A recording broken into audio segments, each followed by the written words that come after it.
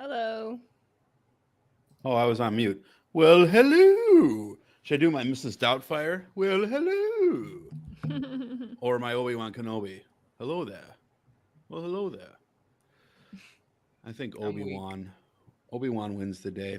Attorney Anna, Jason Dutch, Yes. Mikey Famine, the big bull at the bottom there. That would be Mikey Famine. We don't know where he went. He went somewhere. He ain't here, but he'll be back in a second. So, welcome to Dig on America. Welcome to the final show of 2022, at least of the Wednesday show. We'll still have another Friday show on this network. But Mikey, hello, how are you? I'm good. I forgot my drink. And the dog's barking. Oh, of course. The dog is just, yo, what's up, Lamar? The dog is just closing out the year. Um, I'm in a new room, so it's probably a little bit noisier than normal. I don't have the sound protection all up yet, but we'll live. We'll get through it somehow. We'll persevere. We'll make it happen. Today's show brought to us by the Bilderberg Foundation. And anyone else have a sponsor that I don't know about for today's show? I would say fentanyl, candy fentanyl producers. Oh yeah, there's no question about that. Remember all the hospital reports from all those kids who got poisoned from fentanyl? It was so terrifying. I mean, there was like a 3-week period after Halloween where thousands upon thousands of children were just dropping dead. I had no idea. From the fentanyl skittle. Yeah. They were just the poor babies. The poor babies. Well, no one think of the children. It's and you know, I think that the number was what 40,000. It was basically a genocide. Just wiped them out. Carried out by the Biden administration. And oh, that's right, it didn't happen because none of that shit made any sense to anybody who's ever done any drugs. Oh, that's why I was like, I didn't hear about the kids. Dude, there's a reason for that. For the average person to compare how strong let me look it up. Let me look it up. I want this to be exact. Do you guys understand how strong fentanyl is? Oh yeah, it's a degree of magnitude or so more powerful than heroin. No, that's oxycodone. It's definitely stronger than heroin by multiple times. Well, like synthetic heroin is oxycodone. Yeah, I have no idea. Don't ask me how I know. Yeah, I don't know. I've never been prescribed it, so I wouldn't. Me neither. But you know, that's I mean, this show we're going to spend at least first hour of the show talking about 2022. And that's one of the big stories of the year is that again, the right wing is going to tell us a bunch of shit's going to happen. It's you know, we're all going to die. It's all bad. So this is somehow we live. So this is from the CDC, and I'm actually going to drop this link in the chat. Oh, it can't be true. Because I want everybody to have this resource. What up, Lamar? Did Anthony Fauci know people that worked at the CDC? Wow, yeah, can't Anthony trust Fauci. him. Fauci's behind all of this. So here's the fentanyl facts, right? And this is the very first sentence.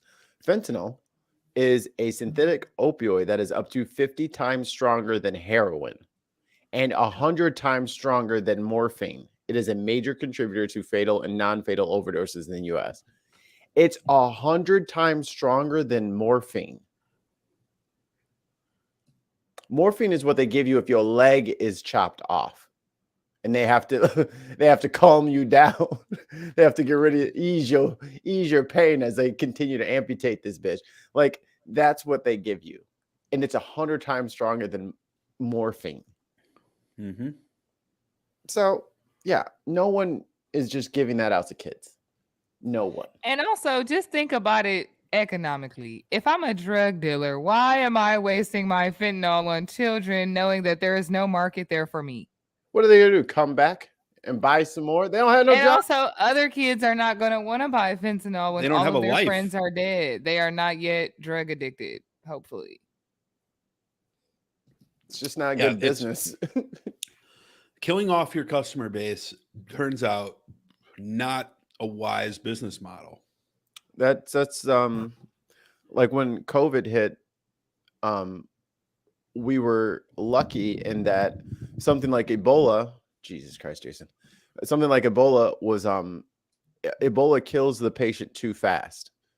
But if it didn't and Ebola spread like COVID spread, yeah, there's a trade-off in what is it called? It's like virus something. It has to do with like how they propagate and stuff like that, like virus theory. There's a tipping point where if a disease is so deadly, the disease can't spread itself. Yeah. Oh, really? Like if it kills the person right away, then it can't reproduce. It can't reproduce and spread out to other people. So there's like a bell curve there where its lethality is directly proportional to like how it spreads. Right. Wow. I think it's the inoculation or whatever, something like that. But the gestation or whatever it is of the virus. But basically it's a similar concept to that. So 2022, we avoided the fentanyl Halloween fiasco. That was one of the big stories this year. But all in all, we'll kind of go through a little bit of a timeline of this, a little recap. But all in all, I have to say, definitely beats 2020 and 2021. Like 2022 brought its game and it said, you know what? I'm going to be a little bit easy. I'm still going to be a pain in your ass, but I'm going to be a little bit easier on you than 2020 and 2021. Like 2020 was just a nightmare. We had, George Floyd, we had COVID, we had Kobe, we had a multitude of things, all the theaters getting shut down. 2021 was basically bad because of 2020. And 2020, we had the election too. I mean, like it was just 2020 was a fucking just absolute standing in line to vote with a mask on just felt weird. Yeah. And then in 2021 basically was relitigating 2020. We were still cleaning up from 2020. Yeah, like 2021 was a cleanup year for 2020. It was like, all right, 2020 fucked this shit up. 2021 going some things get a little bit better, some things are gonna get way worse. It's like if there was like an opposite Super Bowl, like a negative Super Bowl, and then there's the Super Bowl parade, the toilet bowl. Yeah, the toilet. We had the toilet bowl in 2020, and then you had to clean up after the toilet bowl parade, and it took us the entirety of 2021. Was just cleaning up the fucking beer bottles and fucking confetti. The ticker tape was everywhere. Like, who burned a couch? Like, when did that happen? Why are there several burned couches on top of the light post? What? The light post. Who climbed? Never mind. I don't want to know. Well, 2020, as bad as it was, like 2021, it started with January 6th, right? Like it said, okay, hold on. Yeah. That was 5 days into the new year. Yeah. They said thought we had one. Yeah, they said the first 5 days we were all like, okay, this is cool. Biden won. 2020 is over. They said no. 21 said no. Hold on, I got something for you. All right.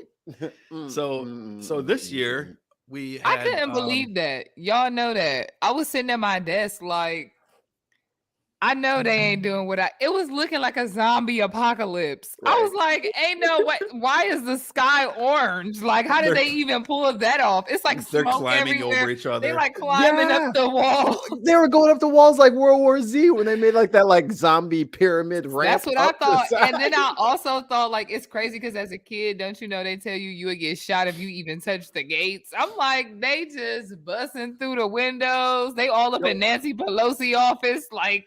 You got Congress people like hiding under the thing. It's like one solitary gun outside the like chamber. I'm like, they finna lose. They finna lose. Well, that's something for 2022 is the January 6th committee kicked off. and got all that shit Okay. cranking.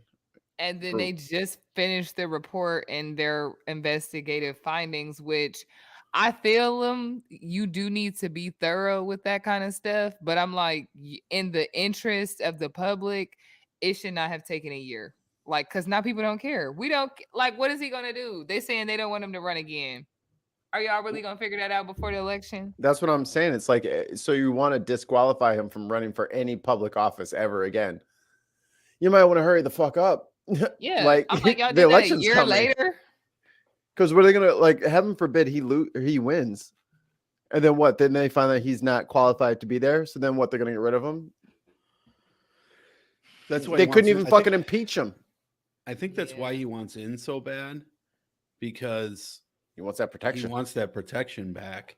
But I don't understand why. So, like, okay, if I was on the right, I'd be like, well, obviously he's not in jail because it's a witch hunt and they've got nothing on him, right? Like that's still the narrative that the right is on. We have. Let me pause you real quick.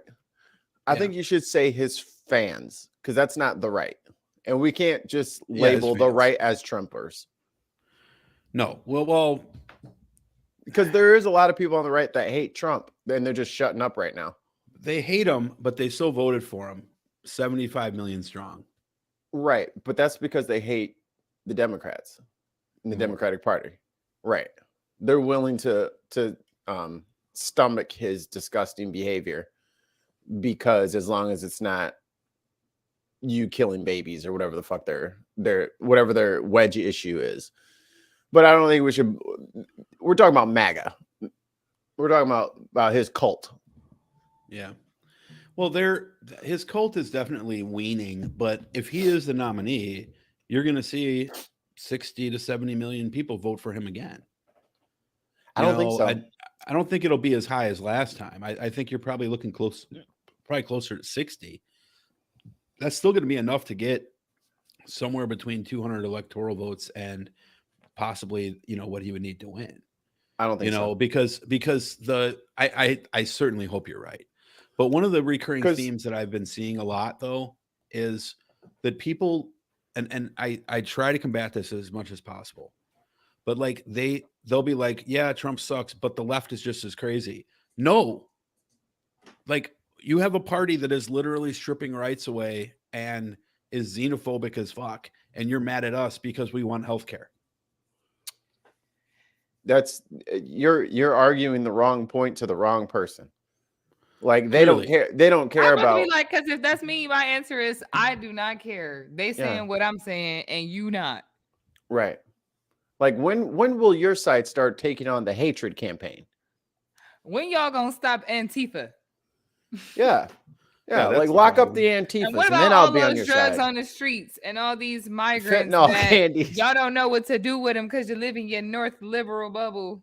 Speaking of that, Title 42 was upheld by the Supreme Court 5-4.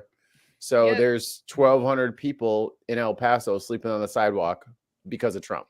Did you see that they bused the migrants to Kamala Harris's house? And what the fuck is in that the middle about? of winter?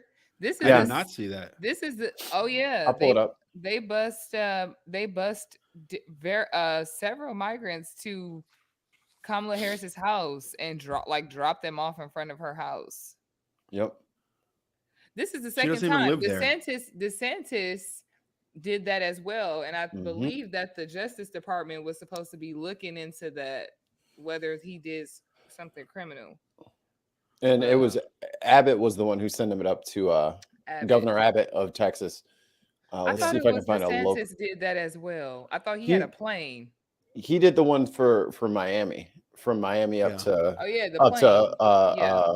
Martha's Vineyard. Yeah. Yep. That's what I remember. Let me grab that right here. So here's the funny part.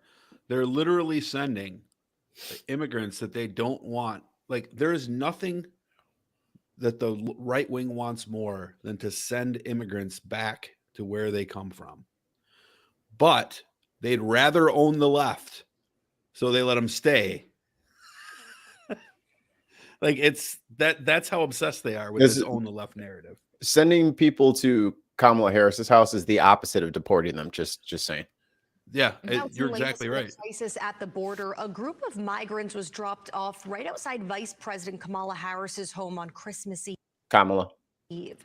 No one was there to greet the asylum seekers as they arrived in sub-freezing temps. Local organizations picked up the migrants, took them to shelters and churches. It's not known who sent the migrants to VP Harris's house. We know. It's no mystery. I was unaware of that one. So they drop them off. They say, "All right, guys, everybody get into the tour bus." That's the thing, because they're like, if y'all have such a good plan about what to do with these people, here they go right here. What you finna do? They sent them to Kamala Harris's house, the same woman who got on national television and said, "Do not come." I mean, but she's still the vice president. Oh, she is, but they're pretending like Kamala Harris has been one of the people who has been saying, "Oh yeah, we want open borders. We want to let everybody in." What people don't realize is this administration is not pro-immigration in any way, shape, or form. I don't think they ever care. I think it's just the photo op of, are you really going to make that point that you just made, Dutch, with these peoples in front of your house? We were never really pro-immigration. Like, you're not going to make that point. You're going to be like, what am I about to do with these people right now? And I think that was the point. Like, it didn't even matter, because it didn't matter what happened with the people. I think the point was just made.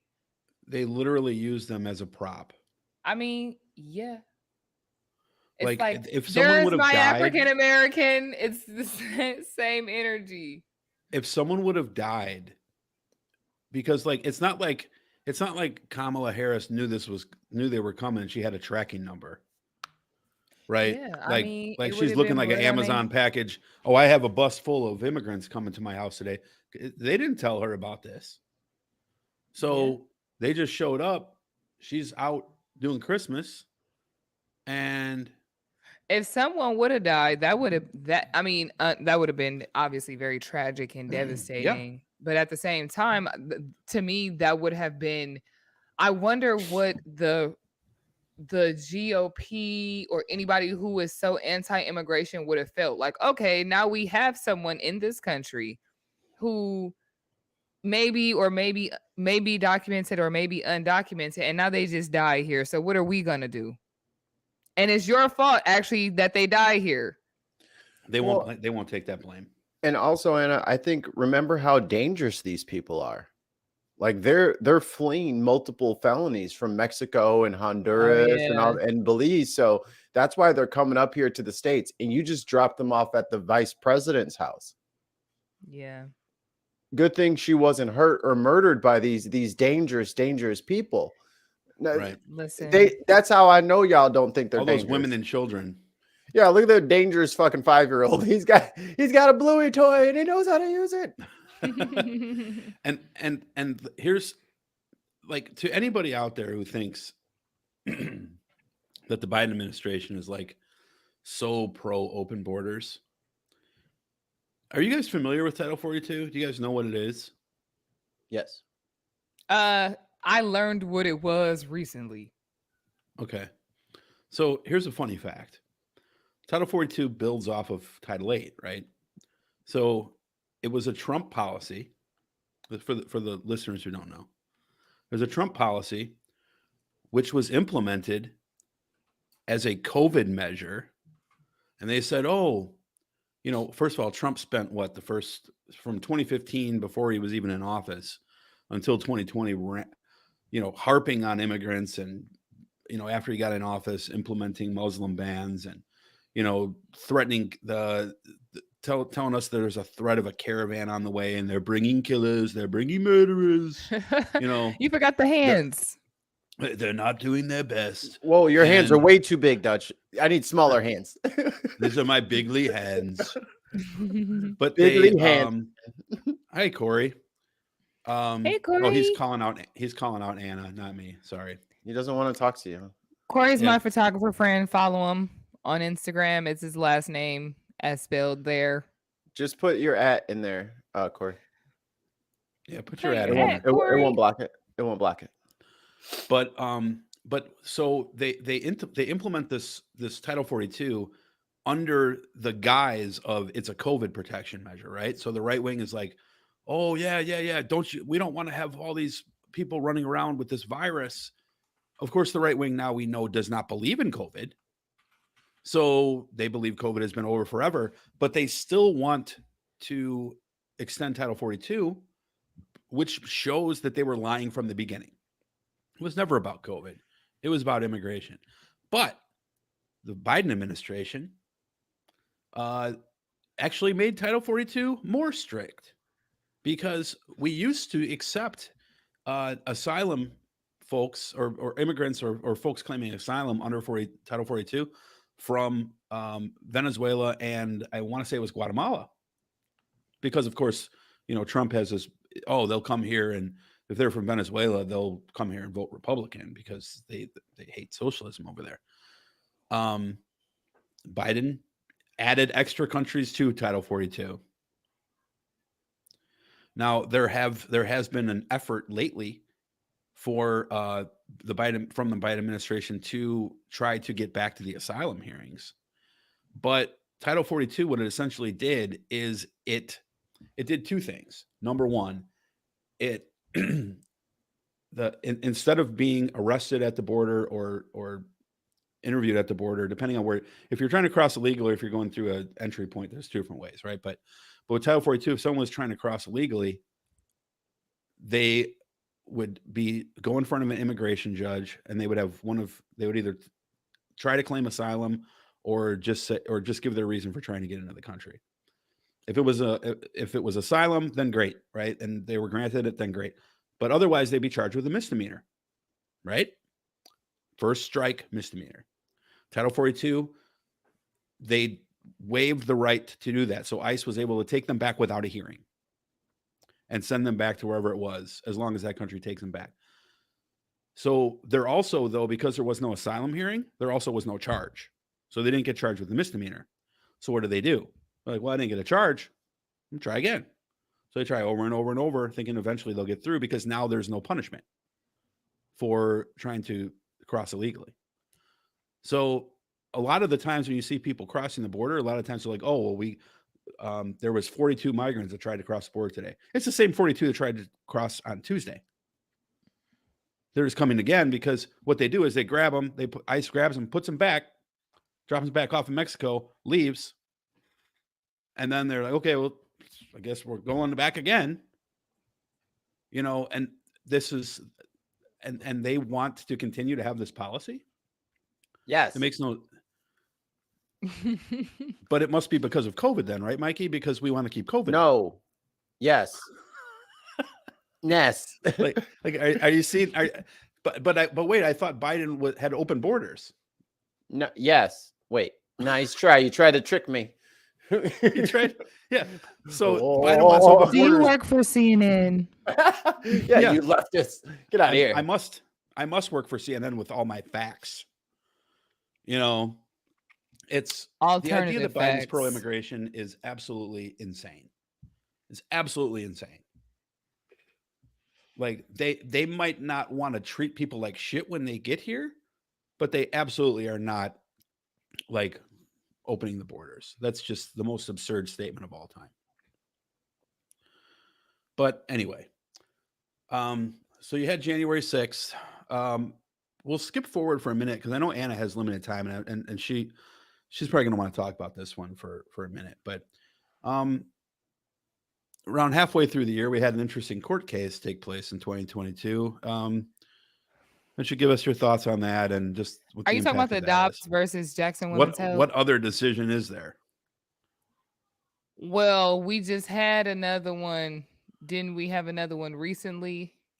Yeah, but not in June. Ravana, I was going to say Ravana and I talked about there was the healthcare decision. There was the coerced police statements. I'm like, there was a lot of Supreme Court decisions. They had a full docket this year. Anywho, though. Well, there's two things, though, I want you to touch on, though. The first one being Dobbs and the second one being Ketanji Brown Jackson. Oh, okay. So as far as Dobbs versus Jackson Women's Health, just to recap, that was a big abortion case that the opinion got leaked in May from the Supreme Court, which I don't think that's ever happened in history.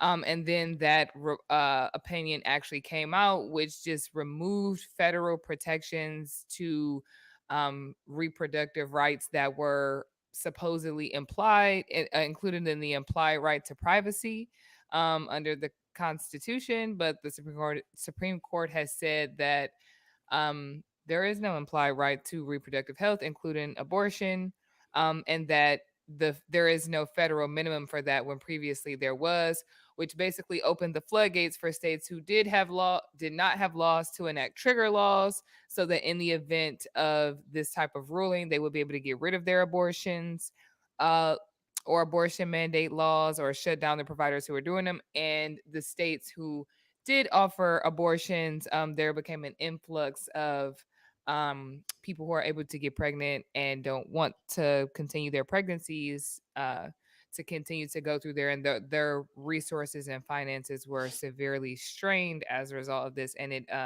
put a lot of women in difficult positions. So that's that on that. As far as Ketanji Brown Jackson, she is the first African American woman appointed to the United States Supreme Court.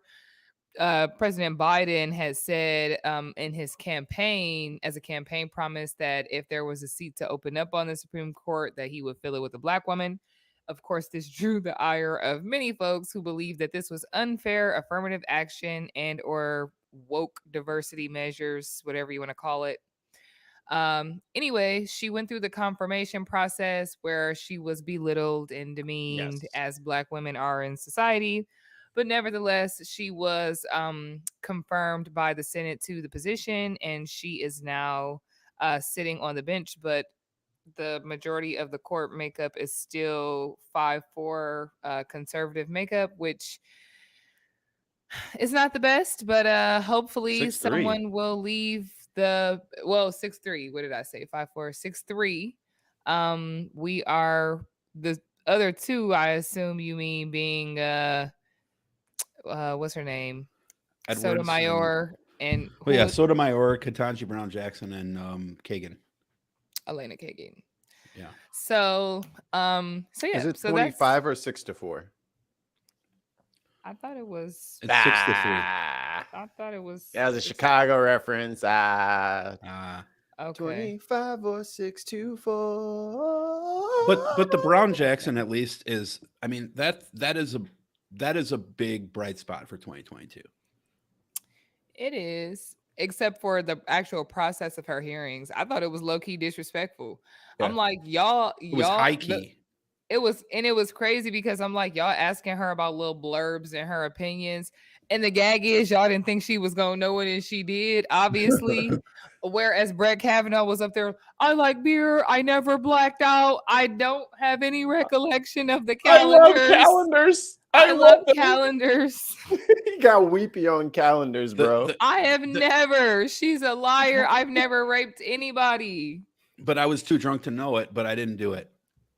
The American Bar Association wrote a letter saying that they did not believe that Justice Kavanaugh was fit for that position, I was just like, the American Bar Association in like lawyer worlds is like the pinnacle of like law. Like that's like the bar associations are, they make advisory opinions on ethical matters, on substantive matters, on certain procedural stuff, like as long as it's not in the purview of the court. Like when that body said that, I'm like, are y'all really about to confirm him, Congress? But they wanted somebody through. Of course they were. That was a dumb question.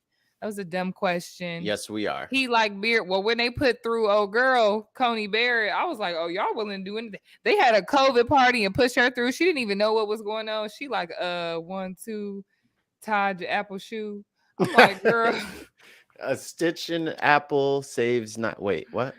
Yeah. So it's just a mess. So it's like it's quickly come, quickly go. I'm happy to see and also fun fact about Judge Jackson. She is the only Judge Jackson. She is the only, I believe, the first justice on the history of the Supreme Court to have served as a public defender. Any other justice that has been on the court has always served for the government in the capacity as a prosecutor, never as a public defender, which is hugely That is important. a big deal. It's hugely important for civil protections, for criminal protection, somebody who has actually understood what it's like to maybe be wrongly accused or maybe be falsely accused, or just to understand the inner workings of the legal system. Huge deal.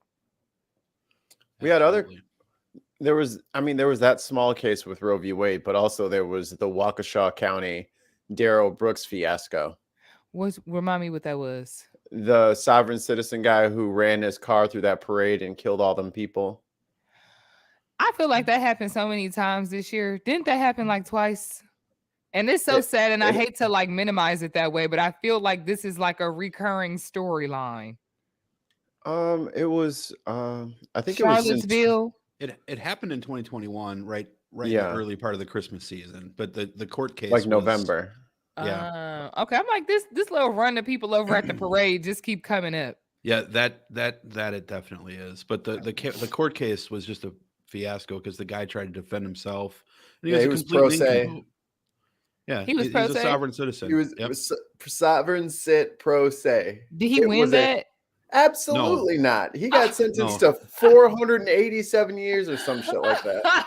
Y'all see me up. He did that. Like he represented himself. we That's watched the- some of the video, and he was like, "Can you tell me what you think about what you said?"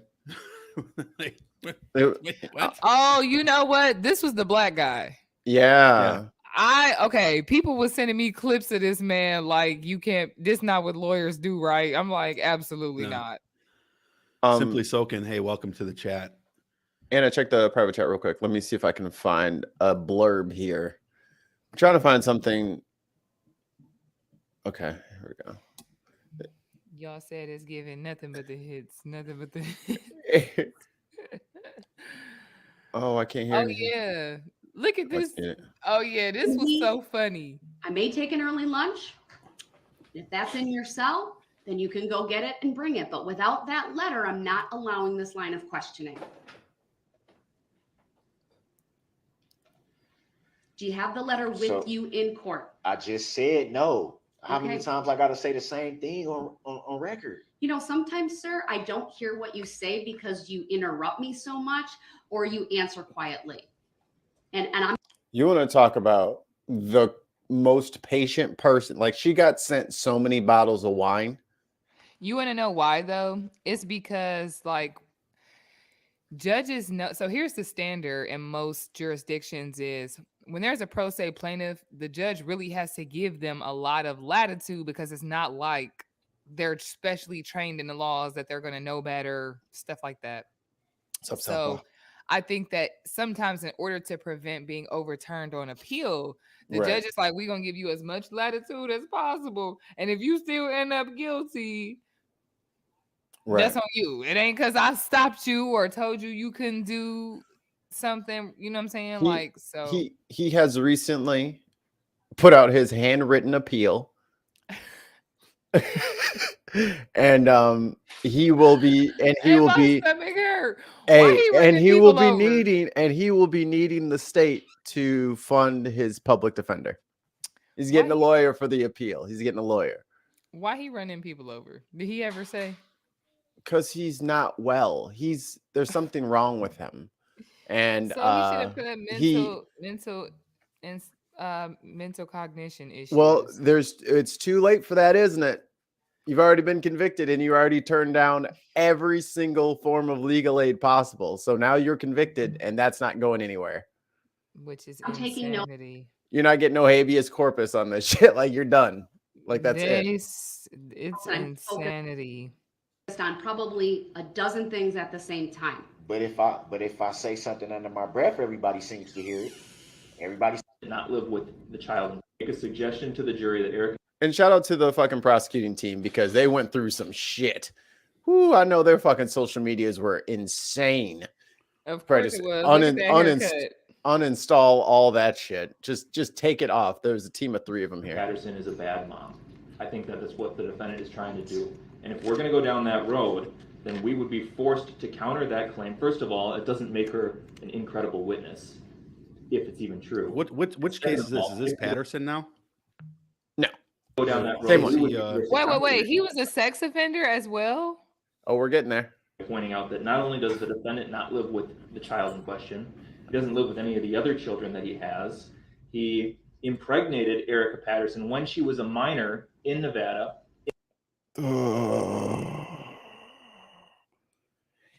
Now, Anna, I'm not asking for legal advice here, but Okay.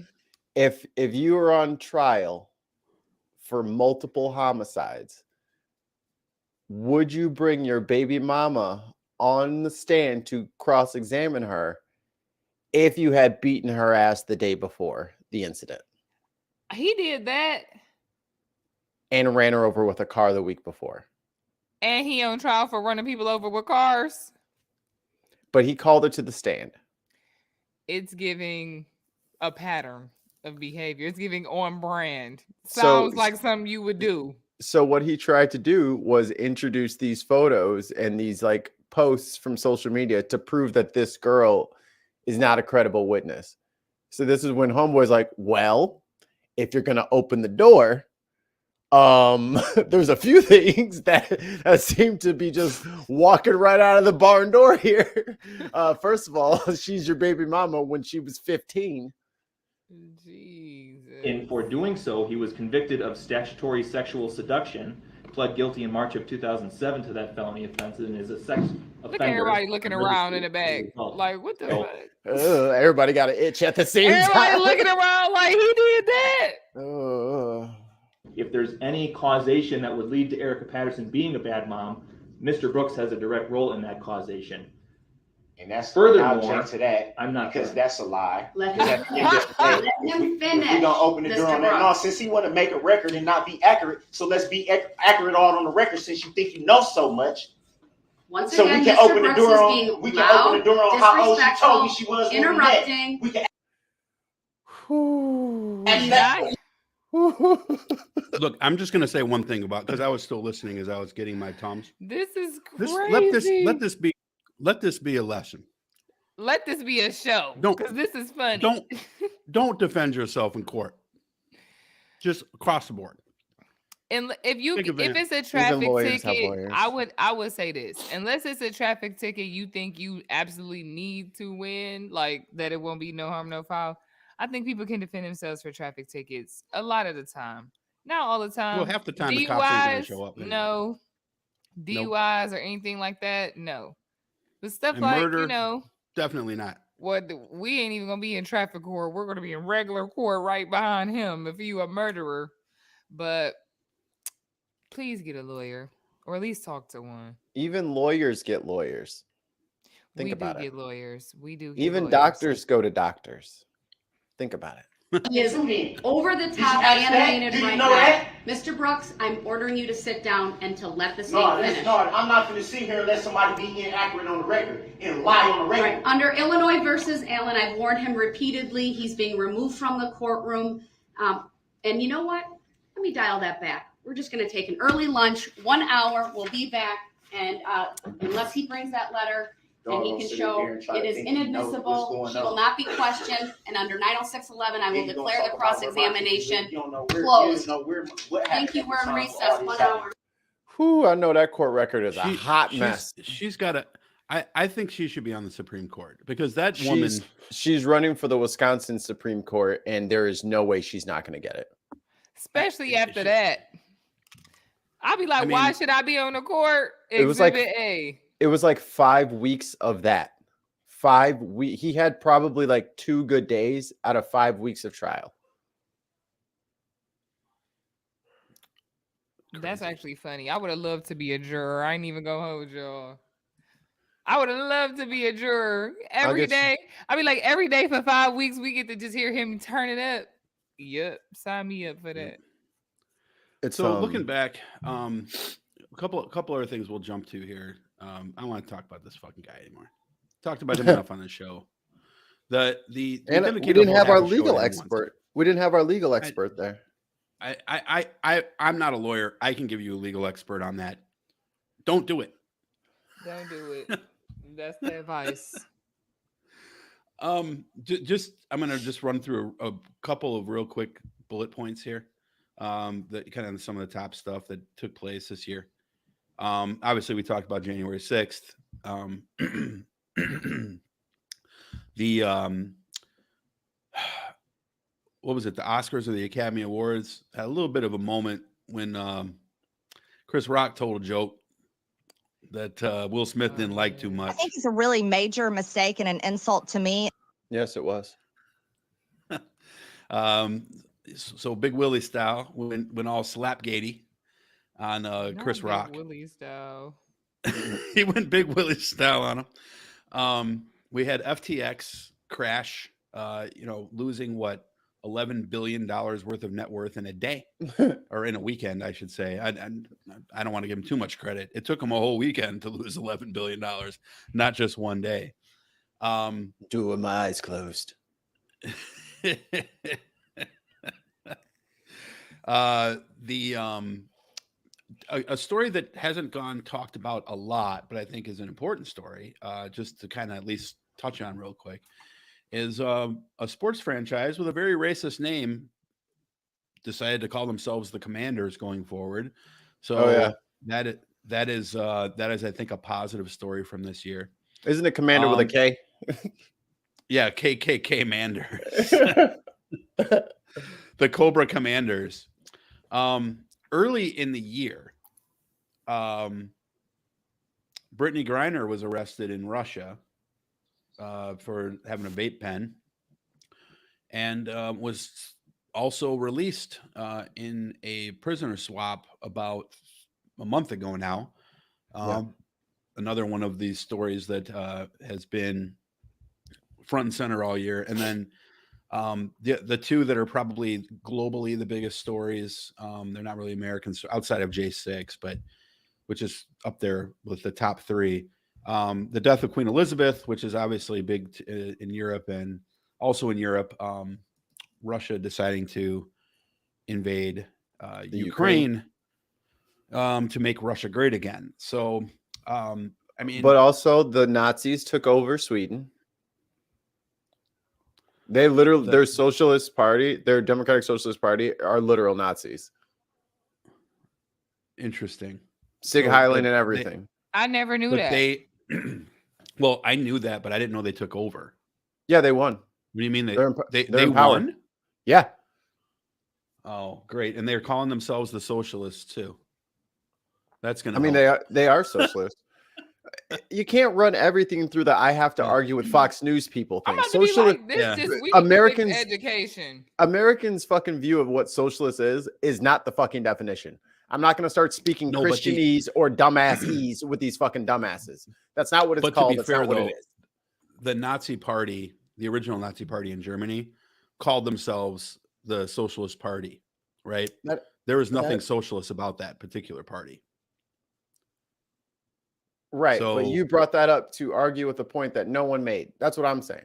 Like, there's no, I'm making the point.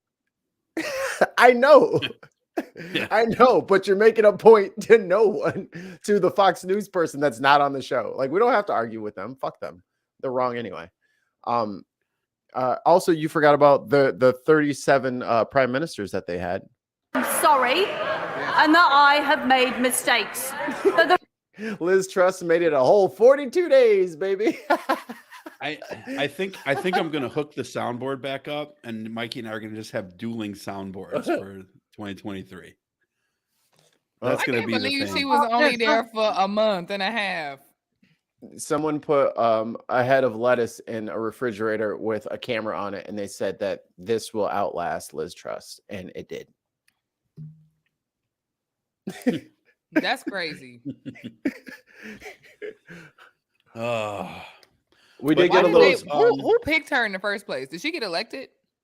Well, they're parliamentary, so their party. So, from what I understand from Wayne, how it works is like the Tory party, the Conservative Party, was in power, and then they get to elect the prime minister. Whichever party wins the election, they get to select the prime minister. So the Tories are still in there, and they've been literally just rolling through the fucking Rolodex through fucking prime ministers after Boris got shit canned. Not and that then Boris want to do it. Can't nobody do the job, Lord. Boris almost came up again. He almost went to the whole batting rotation. Yo, Boris, I'm Leading so up. sorry. Batting Hate to cleanup. spin a block. They just spin a block on you, but you still looking for employment? I know you're vacationing with all of our money right now, but if you could tear yourself away, we really kind of need you. But now they have Rishi Sunak, who I forget what the name of the company is that he's like unfathomably rich.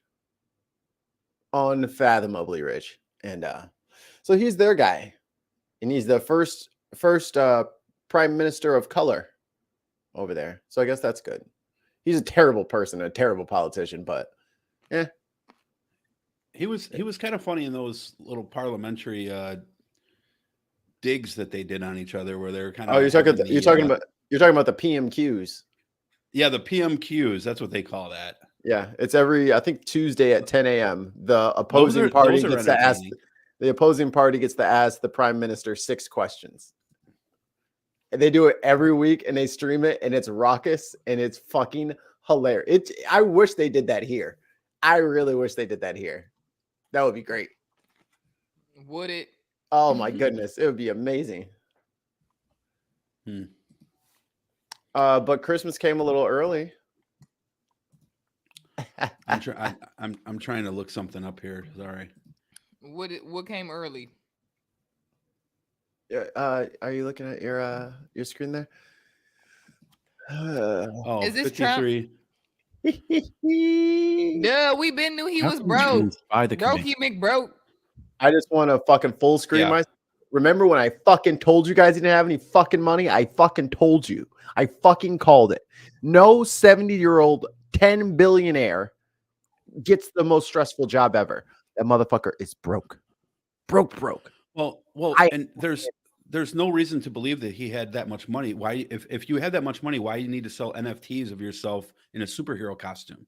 Why aren't you funding your entire election? Do y'all know? I thought that was an internet lie. I didn't know he was really trying to sell NFTs. I'm like, no. And here's the crazy thing: the right wing even lampooned it, and they sold out. Still, they sold out in like 2 days. Well, there was only like 50 of them, so that's how NFTs work. There's only one of them. So Donald Trump and Melania Trump reported negative income in 4 of the 6 years from 2015 through 2020. For 2018 and 2019, the Trumps reported adjusted gross income of $24.3 million and $4.4 million, respectively. All years combined, documents show their adjusted gross income was negative $53.2 million during that period. The Trumps paid some form of federal taxes every year, but reported income tax liability of $750 or less in 3 of those 6 years. Come on, man. How they set that up? FICA didn't get them. FICA used to eat up my little check. Social Security used to eat up my little check. Union dues, all Illinois state tax, all them little minuses off my shit. Vision, dental, all that. I'm like, damn, man, I made $3. I didn't make shit. I'm paying everybody in this motherfucker. Damn. Was there anything that made money on there? Oh yeah, he made household employment taxes. It was in the positive. A spokesman for Trump on Tuesday night called approving the release of the tax returns a, quote, unprecedented leak by lame duck Democrats. And House Republicans said the action sets a dangerous precedent. After nearly half the... Okay, I already have a fucking... This is from the Wall Street Journal. I'm already mad. It doesn't set a fucking harmful precedent. Bitch, where the fuck... You were supposed to produce them fucking results in 2015. We needed them numbers in 2015 before you ran for office, so we could see what the fuck you're up to, right, and make sure you don't owe nobody no money. Make sure you're not beholden to, I don't know, any Russian oligarchs, you know, just the run of the mill kind of shit. And you never produced them. So you got in trouble somewhere else. And now we have a minor audit. Yeah. Remember I'm under audit. That's why I can't do my tax returns, because I'm under audit. I'll do it as soon as they're done with the audit. The IRS said we ain't never audited him. We ain't auditing shit. But They show like, me first the of all, birth we don't got certificate. enough employees. You know, we all working from home. We all working And- remote. Ain't nobody picking up From the truck. 8:30 same- to 4:30 with an hour and a half lunch. I know you ain't think we audited him for real. And the same people who are going Catch to up say stains all over the documents. the same people who are going to completely dismiss the argument that those tax returns may have been influential had they came out in the 2016 election are going to bleed through their nose to tell you that the Hunter Biden laptop story would have turned the 2020 election. And the right wing guy who's not here is back again. What are you talking about? What are you talking about? Hell, we're bashing this guy. Get on board. Come on, it's fun. So is this. Come on, let's beat him up. So is this.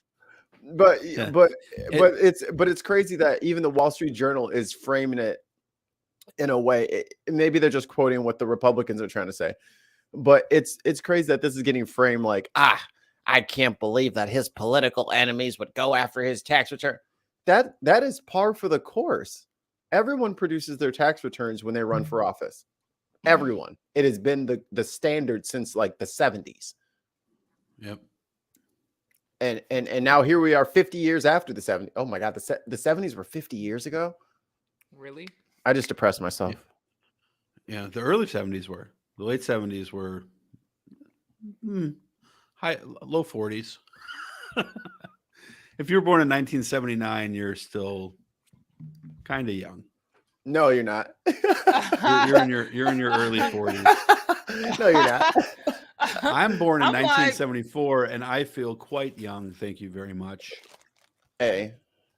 I ain't there yet, so I'm gonna keep talking shit. Century, the political enemies list is You back will in be Washington, D.C. Yoda. Yeah, this dude's totally looks like Emperor Palpatine.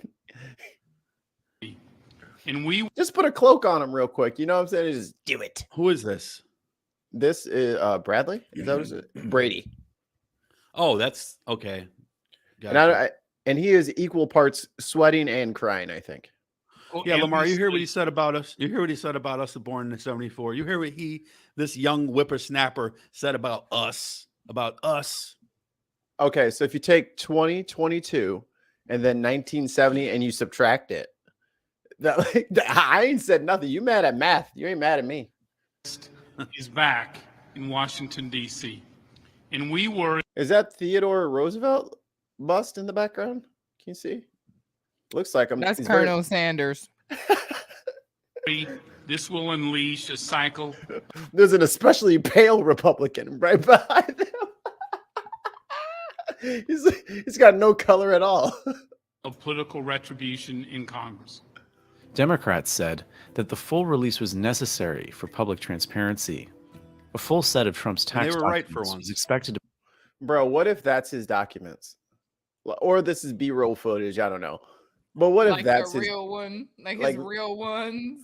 No, It's in a if box that is like that. if that is a year's worth of tax returns, that is a long ass tax return. That's why Tax he ain't get, returns are that long though.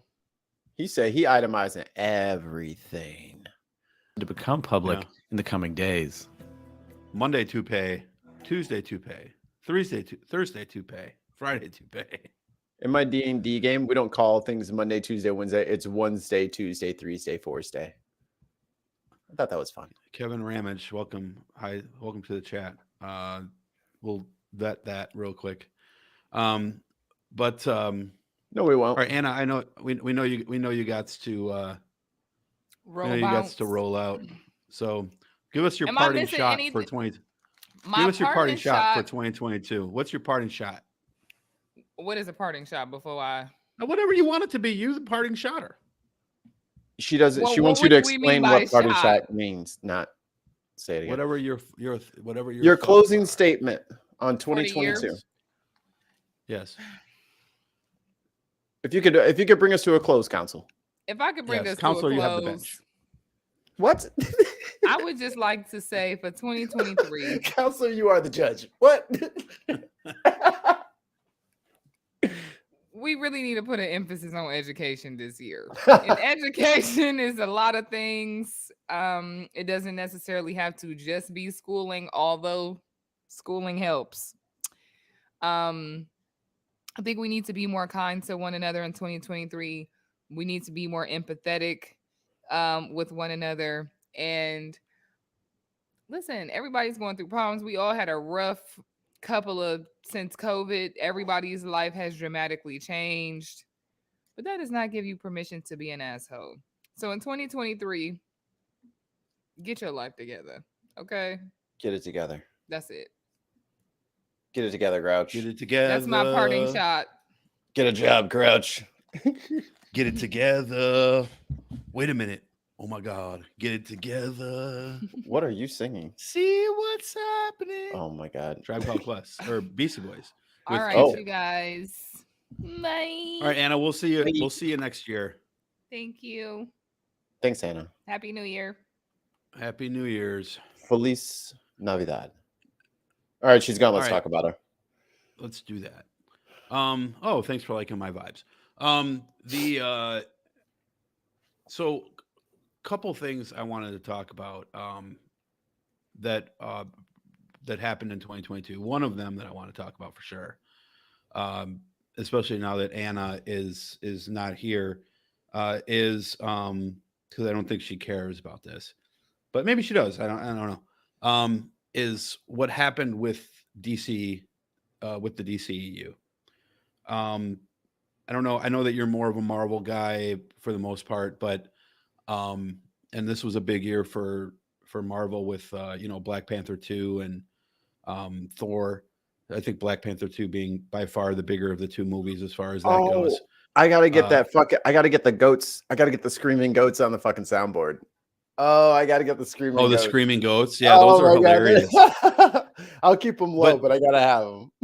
They real quick on Black Panther though, before I get to DC, is Coogler released like the original opening. I don't know if you saw that.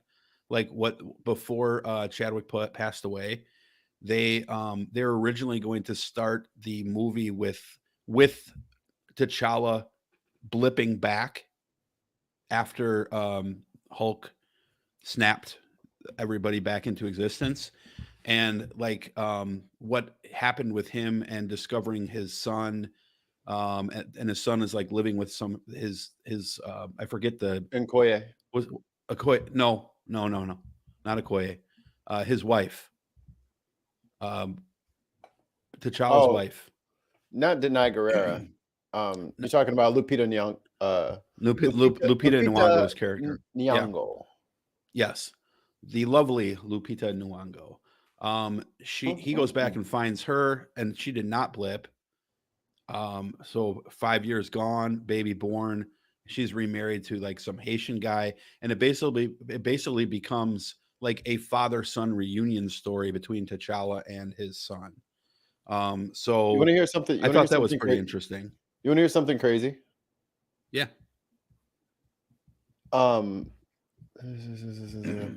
She was born in Mexico City. Oh, was she? Lupita Nyong'o was born in Mexico City. No, HR, it's not spoil. Hey, welcome to the chat, HR. Hi, how are you? Hi, it's HR. actually not spoilers because this was a script they went with a different script, but they released this like, oh, this is another idea that we had. So there's really not any spoilers here with that one. Progress only. Hi, welcome to the chat. Hi, Alex. But hi, Alex. That's your name. How do we know that's really your name? Because how do we know for sure? I've talked to them. But what I do want to talk about though with DC though is I don't know how much you've paid attention to this, but they've been working on the Black Adam movie for about 5 years. The Rock, did we get a small raid because we just jumped up? Oh, we did. Thank you for the raid, HR. HR raided us with 5 people. Thank you, HR. We appreciate that very much. Thanks, HR. I had to glance over at the phone, but so DCEU. DC. Thank you, DCEU. Black Adam comes out about 2 months ago. It's really, really good. It gets great reviews. They bring back Henry Cavill as Superman. They confirm that Henry Cavill is going to remain Superman. They start the pre-production earlier in the year for Wonder Woman 3 with Patty Jenkins at the lead. They reshoot the Flash movie. They reshoot scenes with Aquaman because of all the Amber Heard fiasco, and then they had a fiasco with Ezra Miller as well. It's just been a tough time. But then the Black Adam movie comes out. It seems to right the ship. Everybody's on a big DC high again. James Gunn takes over as the new lead of DC, blows everything up. Everything is now done. They're starting from scratch with Peacemaker, and we don't know what else. Now, I am happy that Peacemaker is Pick it up. Do you really want to taste it? That's all we need. I'm not gonna front, dude. That fucking show gets me fucking hype off the intro. Like, I am ready to watch that fucking show every time. It is the best intro, and like a few people be like, "Oh no, I always skip it." Why? No, Why? you have to listen every time, and you have to do that. Like, you're like, okay, I can get this dance move down. Okay, then I mix up this. Oh, they're doing a spin around there. Okay, 5, 6, spin around. Then you clap 2 times. Like that. Yeah.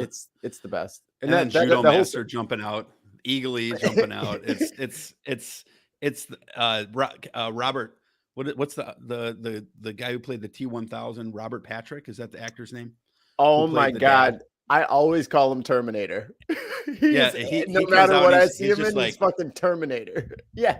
And then the old guy who spins in a circle because he's like 3,000 years old. It is so fucking good, dude. That intro is so. If you haven't seen, listener, if you haven't seen the intro to Peacemaker and you don't know what we're talking about, open another window real quick and just go to YouTube and I'll pull it up. Yeah, but you can't play the music. I'm not gonna play the music. I'm just gonna get the link for them. Yeah, pull it up, and it's the opening to a superhero show, HR, and starring John Cena. Uh-oh, it's playing. Yeah, I know. We'll get banned from YouTube. All right, there you go.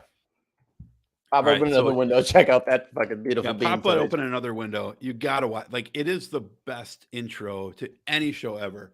And that is actually 2022 news there, because that show came out in January of 2022 on the heels of the Suicide Squad reboot, which was also by James Gunn. But so now The Rock is out, Henry Cavill's out, Gal Gadot in all likelihood out, Ezra Miller definitely out, Jason Momoa out as Aquaman, maybe coming back as Lobo, which is exciting. But yeah, that's the best. That's the best scene.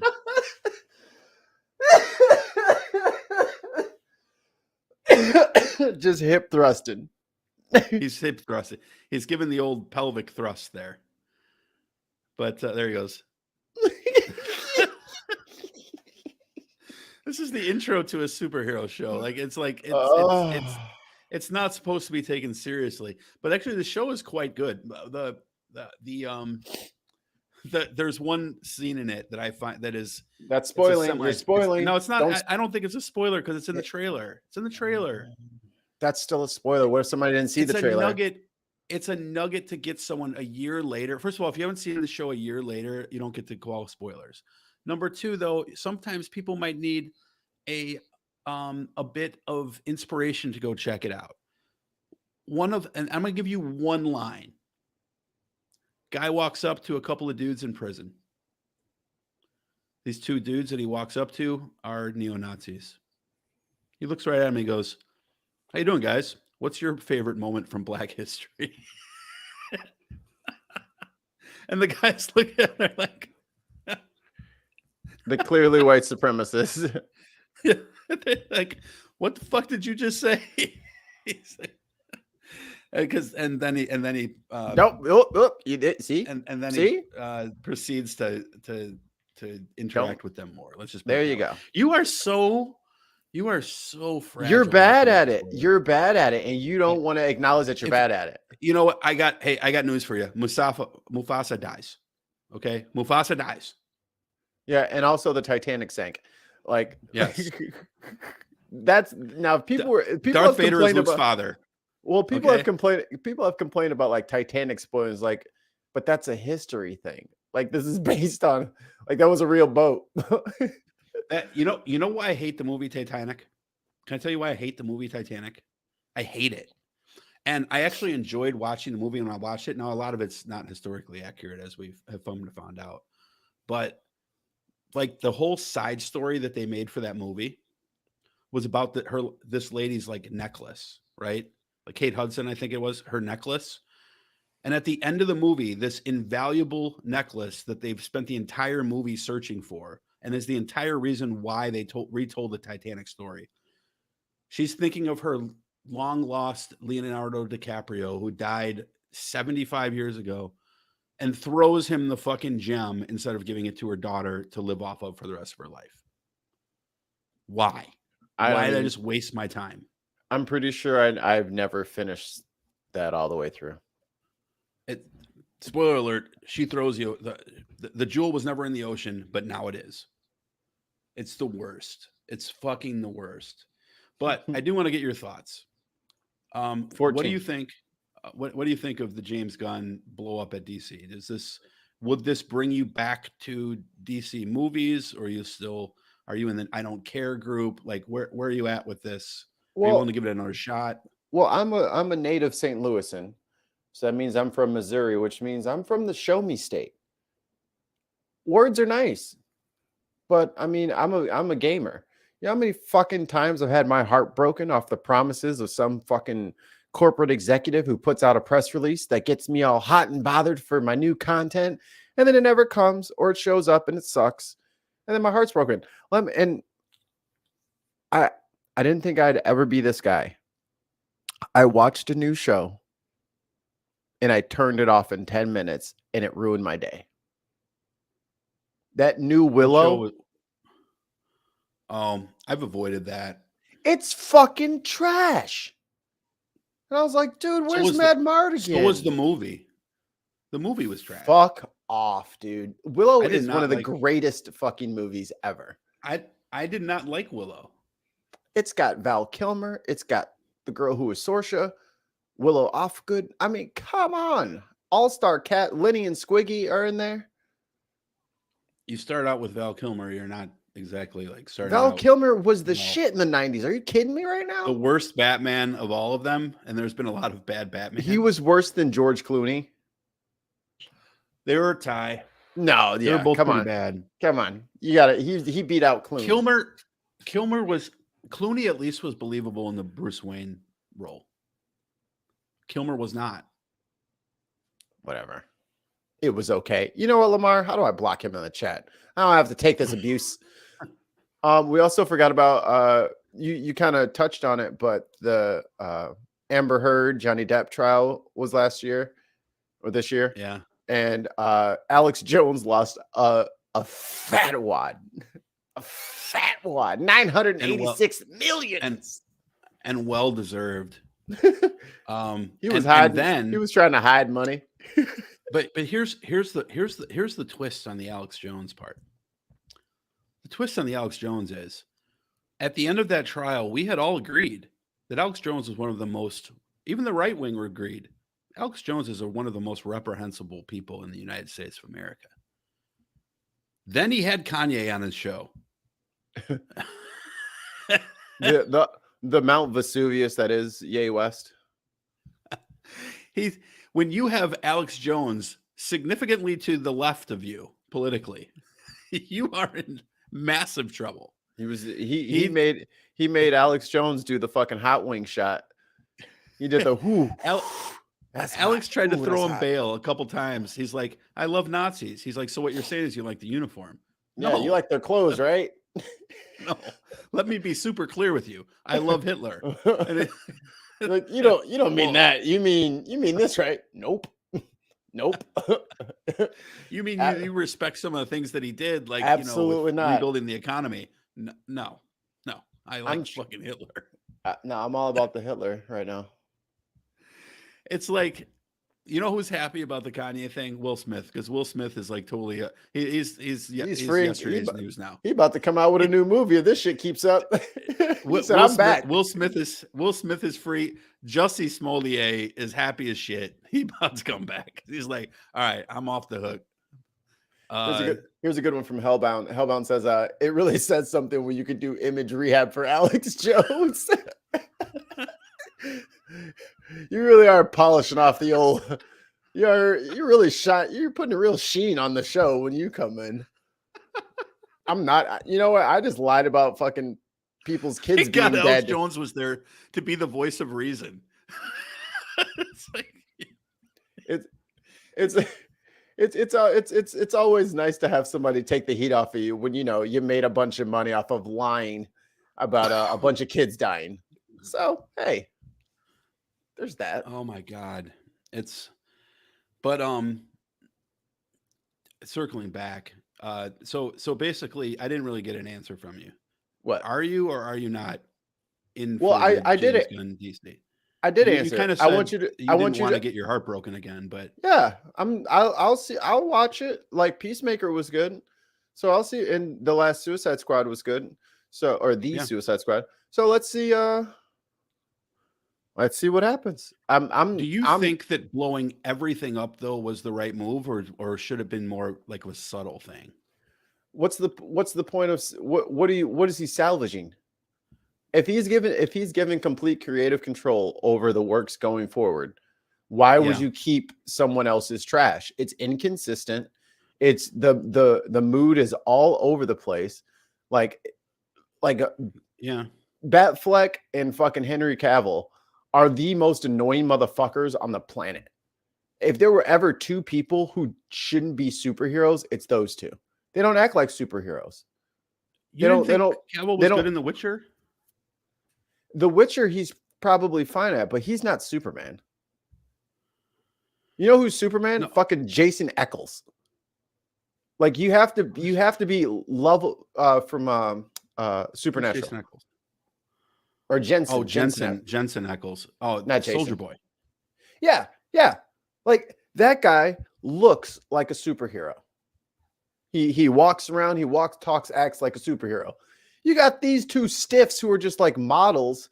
They're not you got to be in there with the people, get your hands dirty. Like there's no on-screen chemistry. That's why I don't like DC shit. Is because they keep giving you these static, stoic dudes, and you're supposed to fall in love with them and care about their story. Yeah, I did. That's why I like Pattinson. I like Pattinson's Batman. Pattinson, he's real good. I had very low hopes for that. I went in completely blew blank. My expectations away. I've never seen Twilight. Expectations away. I've never seen Twilight. I know it was for children, so I haven't bothered. But I was like, all right, I'll give this kid a shot, and he fucking hit it out of the park. It was a great fucking movie. The Batman is really good. And so did Zoe Kravitz. Mm-hmm. Zoe Kravitz and him were both fantastic. Can you believe that's Denise's kid? Yeah. Isn't that weird? She's been in a lot of stuff. She was in X-Men years ago. I know, but that's weird that's Denise Huxtable's daughter. It is. but like I'm kind of with you. Like I'm kind of with you. Like and I guess I'm kind of looking for someone to talk me off the ledge because I didn't care for Henry Cavill as Superman, though I like tons of Mice's comment. He did start to grow on me a little bit because he looks like Superman, like physically, right? Like, so you're like, okay, he looks like the comic book iteration of, he's a dead ringer for like the comic book depiction of Superman, right? Physically speaking, he's very very chiseled, trapezoidal, square features, blocky kind of face looking dude. So I hear that. He's one of the few human beings who has space between his abdomen and his pecs. So, and Superman like has that pronounced, whatever this is called right here. I have space between my pecs and my abdomen. Yeah, but Superman's is like 7 inches. So it's like, whoa. how many inches is it, Soups? Whoa. But he did start to grow on me. Like he was all right. I disagree with Ben Affleck, with Batfleck, because I hated Christian Bale's Batman. I loved those movies, but I hated Christian Bale. I liked him as Batman. No one else does, though. No, I thought like all three of those movies, Batman Begins, The Dark Knight Returns, all three of those movies are fantastic, especially the second one. But Oh yeah. but Christian Bale had nothing to do with those movies being good. Like he played his character from American Psycho, basically, and just slightly less off the rails. Yeah, there was. So I wasn't those movies had stellar performances alongside Bale each time. Because what's his face? And low key, Gary Oldman was holding that fucking series together. The best Commissioner Gordon ever, hands down. There's never been a better. He's better than the damn animated one. Now, when I think of Commissioner Gordon, I don't think about the little cartoon guy with the big fucking mustache. I go straight in my brain to fucking Gary Oldman. Well, and also speaking of Batman, pour one out for 2022 passed away Kevin Conroy, because he was the voice of Batman for so long. And I believe he passed away this year. Yeah. So just a little bit ago. And also today, by the way, Stan Lee's 100th birthday. Stan Lee. So happy, So happy birthday, Stan. See, many of you may not know that we started as a pop culture podcast long ago. And we love our nerd shit, right? One of the things that it launched on Christmas Day last year, but it began operations this year, was the James Webb Space Telescope. Mikey, tell me just what your thoughts are on this landmark achievement of 2022 and like what it's going to do for science. Which landmark achievement? What'd you say? The James Webb. Oh, I mean, I'm of two minds. Well, I'm stupid. That's what I'm ultimately trying to say.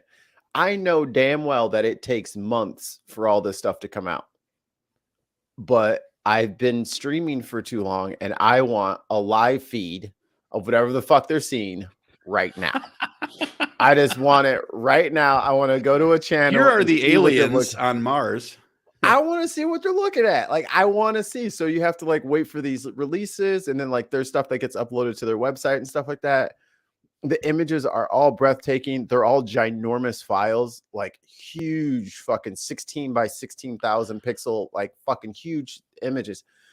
But like, I love it. And I know that it does a lot of good for the people who work in that field. Like you can tell a lot from light, especially if you have the right sensors for it. And we're getting a lot of information that we kind of didn't really think was possible without something like this. And then building the James Webb, making the mirrors just so, getting it into the Lagrange point. Like, it's been decades to get that thing up in the air. Explain to the uninitiated what a Lagrange point is.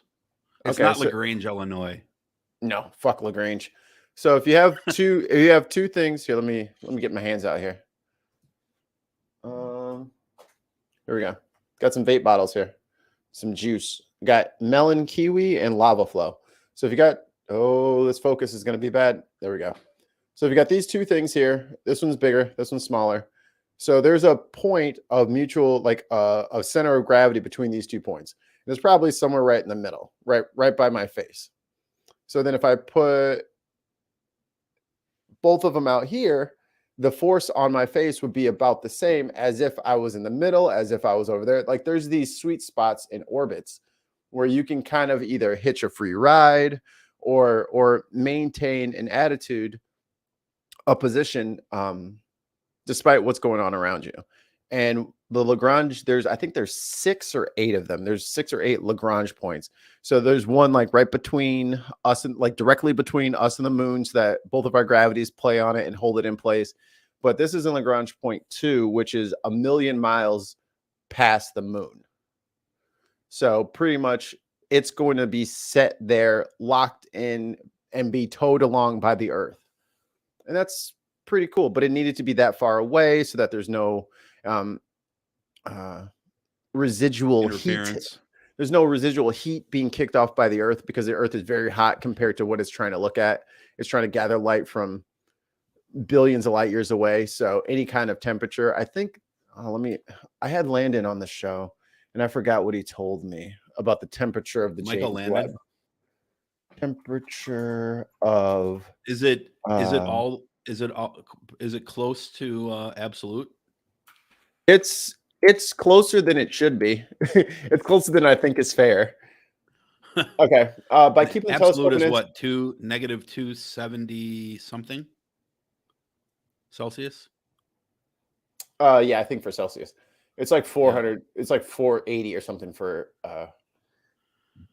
by keeping the telescope and Fahrenheit. instruments in permanent shadow. It has a big sun sail to protect it, a big shield. It allows them to cool their design temperature of 40 kelvins. Its intricate deployment is where's the website? Because they'll actually tell you. Let's see here.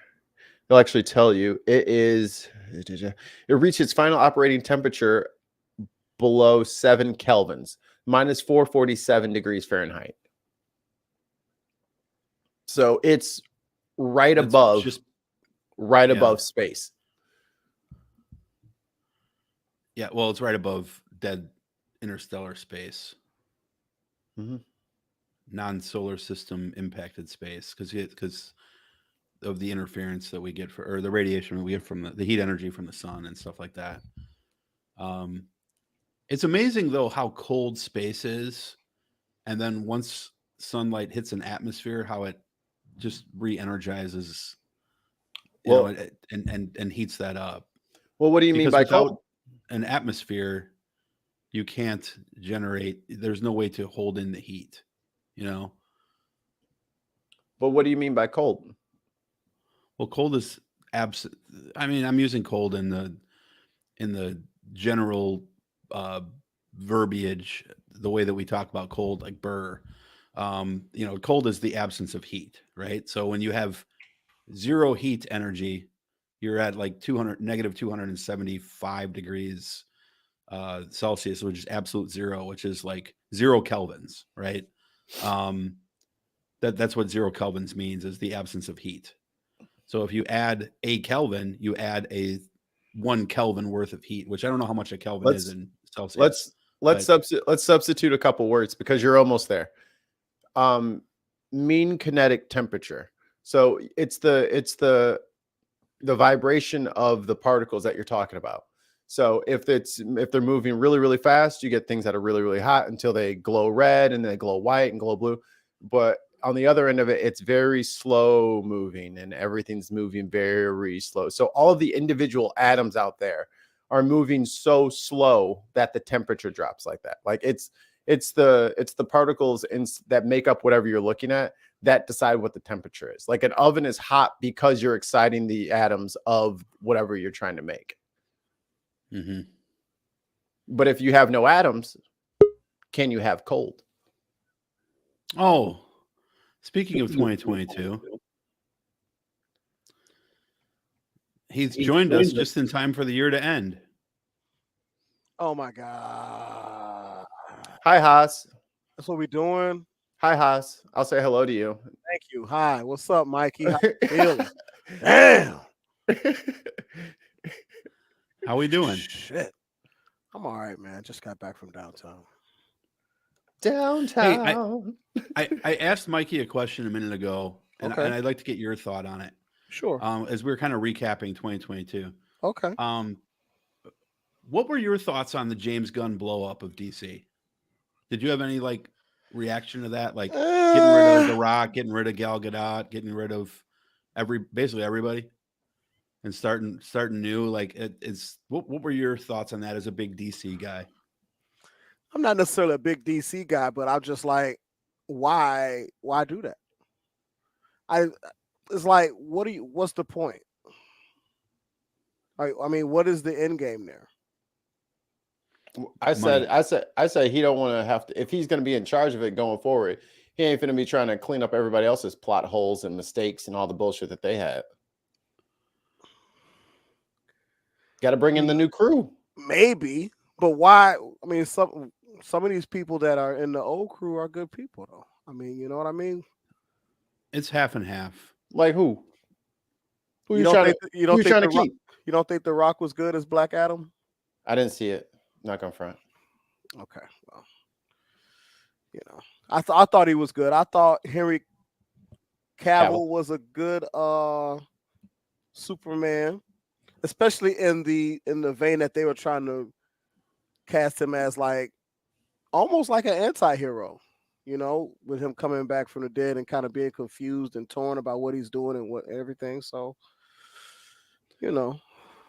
But I think that's like antithetical to Superman. Superman's supposed to be the fixer, right? He's the cheat code whenever shit goes bad. But is he really the cheat code though? Does he have to be all the time? I mean, we change it up all the time. He's substantially depowered in the DC universe, in the DCEU, compared to like what he can be in the comics. Mm-hmm. You know, and he's had varying levels of power at different times, but like he, you know, like in Superman, what was it, Superman 1 or Superman 2 with Christopher Reeve, he literally reverses the spin of yes. You know what I mean? Like he's got God level power. I don't believe this Henry Cavill has quite that much power. Of course, I think they're more concerned with the actual laws of physics in this universe than they were in 1977. Right. But right. One prop I will give to Christopher Nolan or whatever was the fact that before Superman showed up, you could hear Swede. You could hear and it was the sonic booms of him, like of him arriving. I was like, they didn't have to do that. I appreciate that. I appreciate that you're acknowledging that there is atmosphere and that his super speed would cause some sonic booms. Right. So. Right. Though the Flash never causes any sonic booms, and do you know why? Because he uses the Speed Force. That's correct. He's not actually running with super speed. He's using the Speed Force to travel with. What's your excuse, A-Train? Look, I can't stop right now. I can't stop right now. I'll just run through your girlfriend and disintegrate her. Just leave you holding her hands, literally. See, this is what I'm talking about. You don't know how to not spoil. See how I didn't spoil, and y'all spoiled. Y'all are bad. Ow! If you haven't seen the beginning of freaking, this is victim blaming. If you haven't seen it, you were the catalyst for your own victimization. I'm just saying, if somebody missed something or didn't see something, y'all will tell them the whole best parts of it, and then be like, "Well, you should have watched it." It's like, well, I didn't know. I saw that shit right away. It was like right there. Like my man is just holding hands. So literally. I would like to put something on the table for the panel to discuss. I think we need a new show that we talk about week by week. It doesn't even have to be like a show that's like brand new, but just a week by week show that we're going to spend 10 minutes talking about before every show. I nominate a rewatch of Breaking Bad. I've been trying to watch Breaking. I've been trying to watch Breaking Bad for the better part of 10 years. You haven't seen it all the way through? I think we might have found a winner. I've never even seen an episode. What? Can we watch it? Yeah. Can this be our show? Because it's available on just about everything now. Yeah, and my wife would love that because she's been trying to get me to watch it, and I'm just like, I can't get into it because what happened was I jumped in later seasons when shit was happening, and I was like, I don't like that. And so now going back to the beginning, knowing what's going to happen that I don't like, I'm like, oh, so you're saying, are you saying something spoiled the plot for you, and it makes it No, less it didn't. enjoyable to No, watch? it's not that it spoiled the plot. It's just like what happened was like so that I was like, I know I what's think that going to be there's a lot of that. coming, and I'm going to be like, I think that "Ugh." we can do something like this, but I'm going to be real honest with you. I'm not sure that I have the momentum inside of me to watch 10 seasons of a show. This might be true Um, as well. Okay, listen to these two old fogies. I don't know if I have the strength to watch the. We have been doing a podcast for fucking 800 years, and then you don't have like. There's no way I could do something for like several weeks. You got to Like, understand. I got Yellowstone. I got. we're gonna watch. fucking- We're gonna watch one episode a week, and you have to watch. We have to be on a gentleman's agreement. We're going to watch episode 1 of season 1 and then wait to talk about it. And then episode 2 and then wait to talk about it. You can't skip ahead. And then what do we do when Haas comes on and says, "No, I was busy"? He'll watch it. He's totally going to do it because this is our new thing. It's going to be If we're going to watch one episode, I will find time to watch one fucking episode. Make Yeah, them do it, I Mike. can get You're down. absolutely right. I can get down with that, but like I'm sure. I mean, I'm expecting to not like it, to be bored by it, but like everybody likes it. It so I'm starts like, off a little. It starts off a little slow, but it picks It's up. it's world building. That's all that is. Breaking Bad. because we also have The Boys and Invincible launching in. Whoa! very Is short Invincible order. having a season 2? 3 Yeah, or 2? Season, 2. yeah, it's 2. Season 2. When is that coming think out? it's- I didn't even know that was coming out. I think very shortly. Word. Also, Play with my there- balls like that, dude. There are 62 episodes of Breaking Bad. That's all? Yeah. So what we Oh, can- that's and- not so bad. Yeah. So we can do an episode a week, and then next December around this time we can just do a marathon and finish the last season or something like that, or we'll play it by ear. But it's not. I mean, we can do an episode a week. I don't know if there's any shows that are exactly 52 episodes, but yeah, we're in for 5 years. Okay. Okay. We'll give it a shot. Just for one episode a week. I'll make that deal with you, Tons of Mice. You can watch The Boys. You'll be significantly probably happier than me. But Oh, The Boys is a pack of lunch. The Boys is not for the faint of heart. It ain't for the week, baby. It ain't for the week. You know how, No. like, when I say It- for this cigar, you want to eat something. Yeah, you For want that to eat show, something you before want to make sure you eat something. put a little something on oh, your they stomach. they certainly try to, like, I can't wait to see, like, last season 3 opened. You guys remember how it opened with the Ant-Man guy, Mm-hmm. you know, and what he did. Mm-hmm. Mm-hmm. How you gonna top that for season 4? You know they're gonna try. They got to. They definitely came in with a bang. Pause. With literally. Anyway, let's not. Yeah, don't do it. Um, I know you want to do I it, had- but don't do it. I I can hear you gritting your teeth. Don't do it. I had a different question for Big Haas, and now I can't fucking remember what it was. Big Haas, are you still excited about the DCEU and what they're going to No, do? we already asked that. He didn't finish. We already answering. asked that. He didn't finish answering. I am waiting. I can't say I'm excited. You know, Marvel does better with the movies than DC. And now it's still a year away too, because like all of next year, they're still releasing the stuff they already did. I mean, if you're gonna scrap it, scrap it.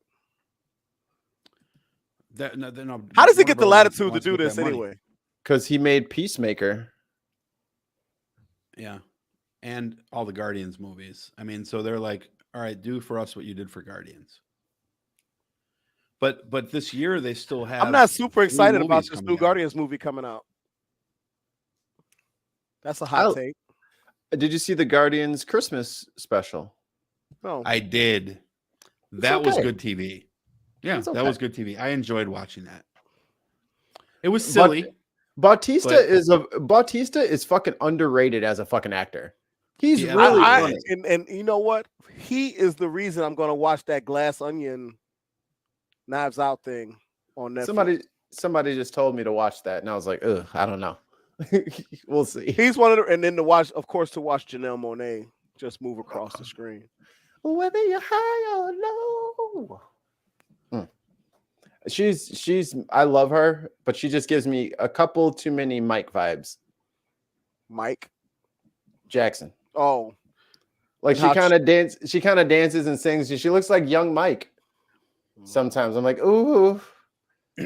You know, is it messed up to say I've seen her act more times than I've seen her perform songs? She's only got a few songs, I think. You know, she's. I got her album burned on a CD somewhere from when she was first came out. New on the Oh, scene. She had that song with Big Boy.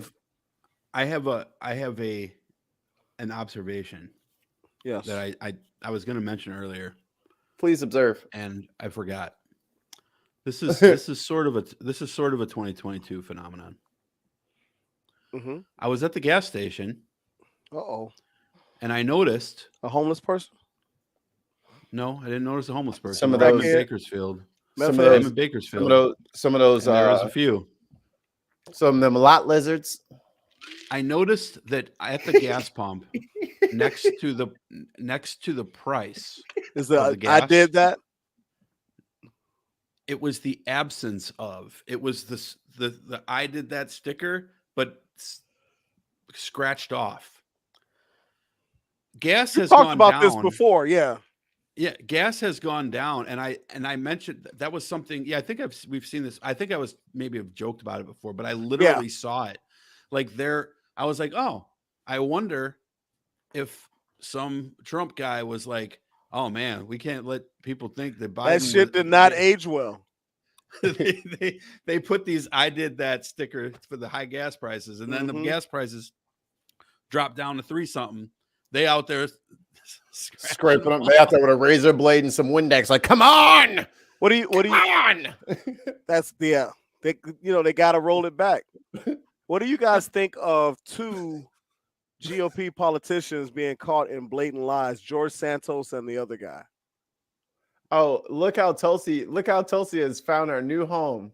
Yeah. Found her new home. She's like, I'm just gonna be asking some questions here with my roguelike streak of gray hair, which is completely inexplicable. I like how she's like, no. That's not what we're talking about, though. We're talking about these blatant lies. You said you worked for XYZ, and they say they have no record of you working for them. Bro, I can't You say you graduated from XYZ, yeah, and they have no record of you ever attending this school. Motherfuckers can't lie on their resumes now. All right, fine. Not in this day and age. Not in this day and age. Now we all being honest now. Right? Vendalay Industries. Yo, you know my man was looking at that resume. He's like, looking kind of weak. Let me put some. Add a little couple Price of things. PricewaterhouseCoopers. Arthur Anderson. National Honor Society. Yale. They never call. They never call. And hey, guess what? They didn't for a very long time until some reporter was like, "Let's check these out." my man was over there like, "There's no way that they're what's fucking Tulsi Gabbard gonna get on Tucker Carlson's show and ask me if this is a fucking lie?" That shit was hilarious. What are the chances? He's like, "Wait a minute, this is supposed to be the softball show. What are you doing?" This is supposed to be T-ball. They're so used to not being called on their shit, and then when they do, even if it's right, they just say, "Oh no, fake news." He was like, no. I worked as. And she's like, no, they have no record of that. He's like, and then in the interview, he went so far as to say, I could explain it, but me explaining it would go way over the American people's head. Oh, I'm like, you literally called your constituency stupid on national TV? Bro, y'all not even woke enough to get what you got to open up your third eye, decalcify the pineal gland. Decalcify your pineal gland. So then lubricated you will know. you got to get some Palmer shea butter and rub it right here. Yeah, let me get this singing bowl. Hold on. Dumbass. And then she called him on that. She's like, "Are you insulting your constituency's intelligence by saying?" He's like, "No, I didn't say that." I'm like, "Yes, you did." Yeah, be it far My man from was us out there. My man was out there floundering. He was scrambling. Don't expect any Tulsi Gabbard love on this show too often, but you're getting some today. She got some today. I ain't giving her no love. She still suck. Look, claim jumping ass. She'd be on the next train coming out of here. Ain't nobody worried about Tulsi. She trying to get paid. I hear. I'm trying to get that all. I mean that She's trying to get some. She's trying to get a cabinet position. You know, just a little something. She might. No. I think she's going to be the VP candidate. Maybe. I really do. All right, I got another question. If y'all don't get Dusky Storm the fuck up out of here. When we're talking about, did we talk about sports in 2022? Go Warriors. We talked for a quick second about the Commanders switching their name to Commanders. With a K. But before we switch to sports, though, I do want to ask you one to wrap up on politics real quick. Okay. Close the book on the historic Herschel Walker campaign of 2022. Nah, man, he finna recount. It's some more envelopes with votes. You talking about that Fat Albert character that ran for fucking Senate? Hey. That one. Yeah, okay, capable. He said he must mouth. The good air moved to China, so then the bad air had to move somewhere too, and it's gonna move. Thank you, Tons. I was just about to fucking say something like that. The vampire votes are still coming in. It's the werewolves. The pro-lunar vote. You know, they can't vote until the sun go down anyway. They can't be out there at the polls during the day. No day walkers. Their votes are being brought in by carrier bat. Literal sundown laws. Yeah, sundown towns take a whole new meaning when there's vampires. My man is like, all right. So I think, okay, all seriousness, the fact that you want to be a How werewolf. can you be all serious when you talk about Herschel Walker? Because Let's be serious. I would be a werewolf, and I would. I don't want to indict Herschel Walker. The conviction is the millions of people that voted for him. We need to know names, addresses, phone numbers, fucking occupations.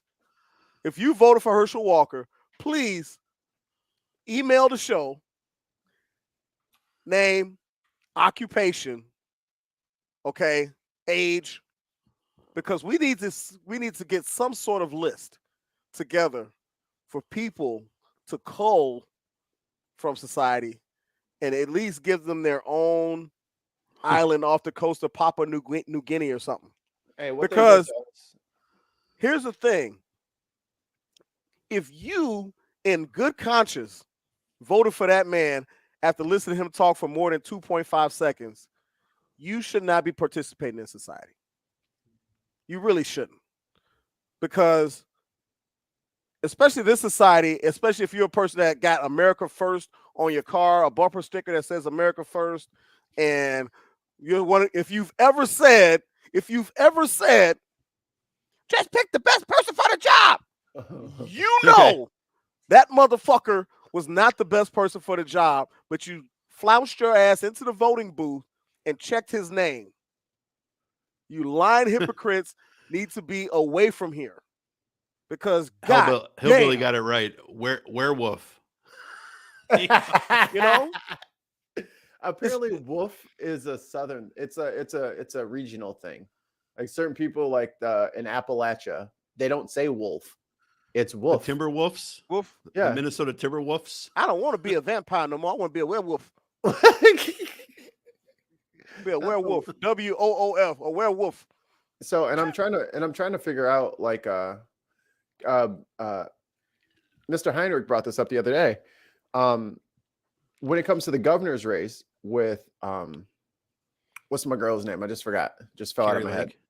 No. What the fuck? No, No, in in Georgia. Georgia, in Georgia. Abrams. Stacy. Oh, Abrams. I Yeah. almost said Val Demings, but I knew I was wrong. I thought you were talking about the other crazy person. Carrie Lake. I love how they did her Yeah. on Saturday Night Live. That was funny. Oh, I They didn't did a see great that. job of doing her on set. Oh, that was spot on. Yeah. That was spot on. Good. Every once in a while, Saturday Night Live gets one. Like they got Sarah Palin. Like they got Sarah Palin. Tina Fey got Sarah Palin nailed. And Yeah. whoever Okay. did Saturday Night Carrie Live Lake, crush. they nailed it. Tina My, Fey. my Saturday Night Live crush is she just left. Cecily Strong, and before that it was Tina Fey. I was like, oh. I'm trying to find. All right, while you're trying to find that, can we talk about the most precipitous drop off in the history of the NFL as far as performance is concerned in the man one, Russell Wilson? I didn't know he still played. It is mind numbing to me. I mean, this dude, he looked worse than Gardner Minshew. He's had literally 2 good games all year. Right. 2. Can you imagine the fantasy owner that drafted him? I own him in Dynasty. Right? So I own him in one of my big Dynasty leagues. And I'm not sure. Is that why you got that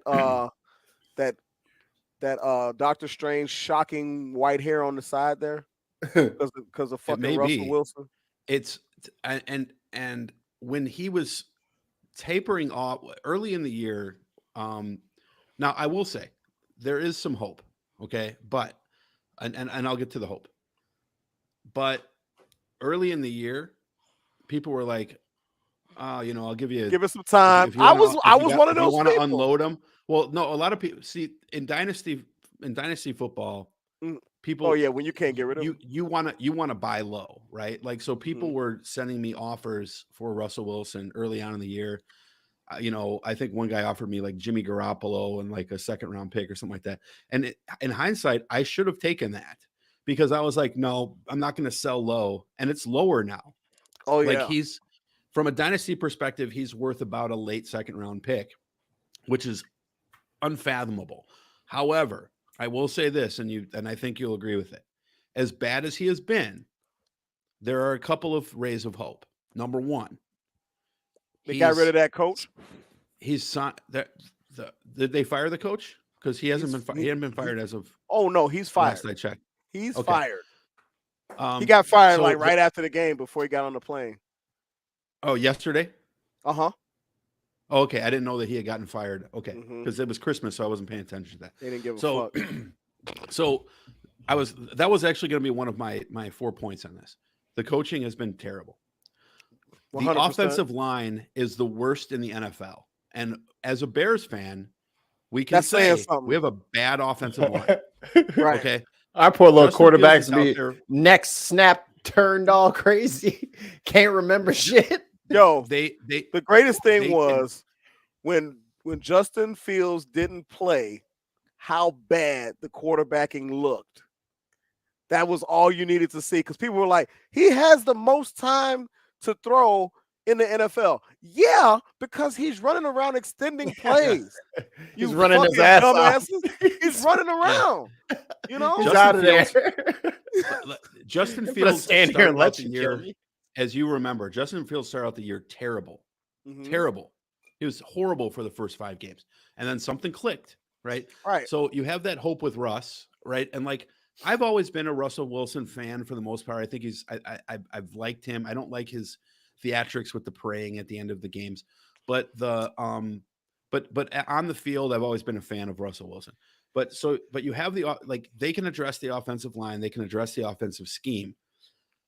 The third thing, real quick, there's 4 things. The third thing, real quick, is he is going to be the starter next year. They have 140 million reasons they can't get rid of him. And they just gave up that draft pick. Like literally, the Seahawks are getting like a top 5 pick at worst. They got the 3rd pick right now. Right now, it's the 3rd. They were expecting that to be like a 20 something. They're getting a steal for this. Although, well, I'll circle back to that because let me wrap my point on Russ. Let's also not forget the receiver room has been very banged up, and Javonte Williams has missed all but the first couple of games of the year. So when you get Javonte Williams back, that is that outlet that he depended on so much with Chris Carson in Seattle. Yeah, right. I think he has not had that. Right. And with Javonte coming back and a full year with Jerry Jeudy, Cortland Sutton, and hopefully a revamped offensive line, maybe it's mental with Russ, because I don't know, or maybe he needs glasses. Here's the thing. Here's another thing too, is that his teammates hate him. His teammates hate him. He put himself above the team, and guess what? It's like Willie Beeman when he was talking about the invisible juice and shit in Any Given Sunday, and his teammates were like, "Okay, let's see how much invisible juice you got," or that invisible coat or some shit. If you don't have a good rapport, at least a good professional rapport with your teammates, they are not going to play for you. They're not. And if you can't have your teammate, like you got an office in the building, and you're up in your office instead of down in the locker room with them, and things like that. You've got multiple fucking parking spaces at the practice facility and at the stadium and all this other bullshit because you're fucking, I'm Russell Wilson. No, dude, you can't go. You cannot go Hollywood just because you're with Sierra, who is at best a B-list fucking artist. You can't do that. You can't. Speaking as a football player, former football player, you can't fuck around and try to put yourself above the team. Like, I'm Russell and you are those guys. They're not going to play for even you. Marshawn said that. Marshawn was like, I want to call my man and talk to him, but I can't get a hold of him because I keep getting his assistant. Yeah. Yeah. Like your own teammates came and call you, they get your assistant. That's wild. So all of that, everything we're talking about is fine, well and good. He's got going to have a new coach. Hopefully they'll revamp the system to suit his strengths. He's got to realize that, guess what? You've lost a step and a half. So those linebackers and defensive linemen that you were getting away from, they're now bringing you down from behind. So you've got to figure some shit out. Giggity. Well, the biggest thing is he's missing his receivers, right? And he's missing them badly. Badly. He looked like Tom Brady last game. And what is most indicting, and this kind of wraps me back to my other point. Yeah. Because you mentioned the Seattle at the moment has the top 3 pick. Mm-hmm. Russ left Seattle. Look what Geno's doing. Geno made the fucking Pro Bowl, dude. Like, Geno might get MVP votes. He might. I doubt it, but he's not going to win it. No, he's not going to win the MVP. He's not going to win it. He might get a couple votes. I would assure you he'll get votes. And comeback of the player of the year. Comeback player of the year is his. Wrapped up. It's wrapped. It's or as your son would say, it's caked up. It's right. It's caked up. Dude, between him saying that and his reaction to getting his Justin Fields jersey, that's my favorite kid. But what do you do if you're Seattle? You have the 3rd pick. Yeah. What do you do with 33-year-old Geno Smith? Oh, come on. You kind of. He's a free agent.